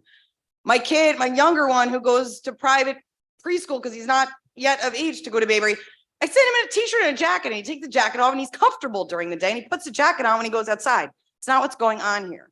Second, I deal with negotiations all day. It is disingenuous for you to sit up here and say, you know, it's all the lawyers and it's just negotiation back and forth and it takes forever. And that's just what happens because you are the client and you have the right to say to your attorney, hey, this contract is of utmost importance to us. We need to move this along. And guess what? If that attorney can't get it done for you, then you get another attorney. That's how it works in the real world. If I can't get done something fast enough or efficient enough for my client, they find somebody else who can. So find somebody else who can help you guys.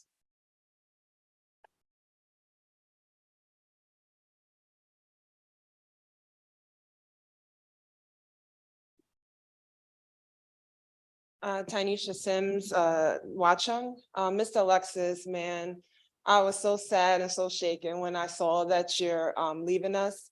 You have been a joy to be around, to work with. I mean, I see you at the kids' games. I see you at the baseball fields. I see you everywhere. You're always supporting these kids. And that's what's most important. These kids in this community, the kids, the teachers.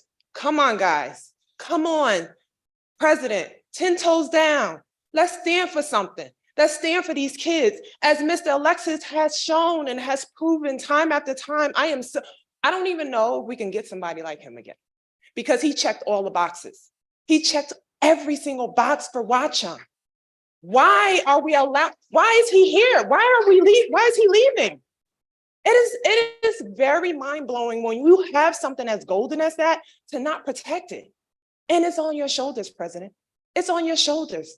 And this mural, is this the mural from Sears with the Indian tribe, I believe, that projects a female on the ground, like washing feet? I can't even, I just vaguely remember the picture. If this is the mural we're talking about, it does not belong in this school. It does not belong in this town. I'm sorry.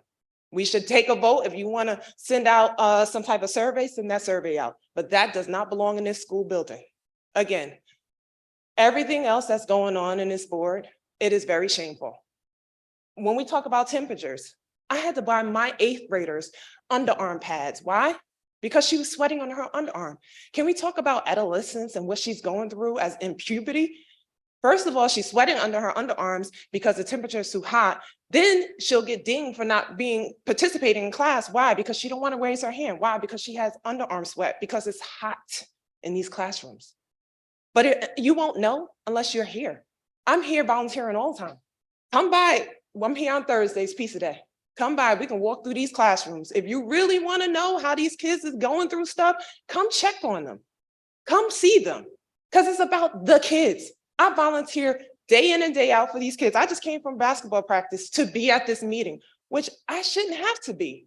I shouldn't have to be at these meetings. So I should trust that our leaders are going to do what's best for these children. And right now, I don't see it. I do not see it. I feel like there's hidden agendas. And I don't know any of you really that well. I'm just here as a resident. I'm here as a parent. I do what's best for these kids. And that's what every single person at this table should be about.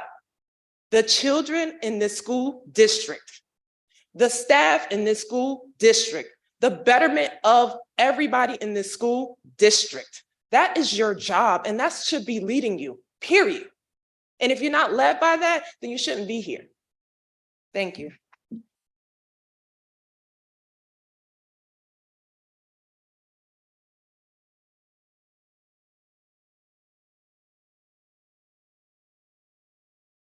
Are there any other comments?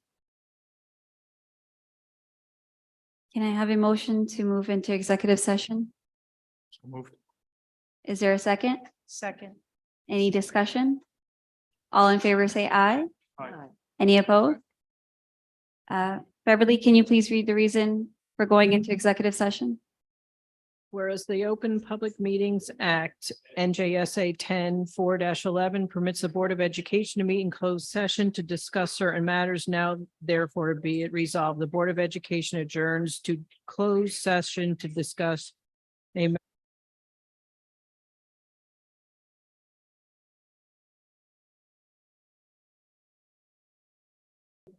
All right. Can I have a motion to come out of executive session? So moved. So moved. Can I get a second? I second. All in favor, say aye. Aye. Can I have a motion to adjourn? Can I get a second? I second. All in favor, say aye. Aye. Any opposed? This meeting has been adjourned.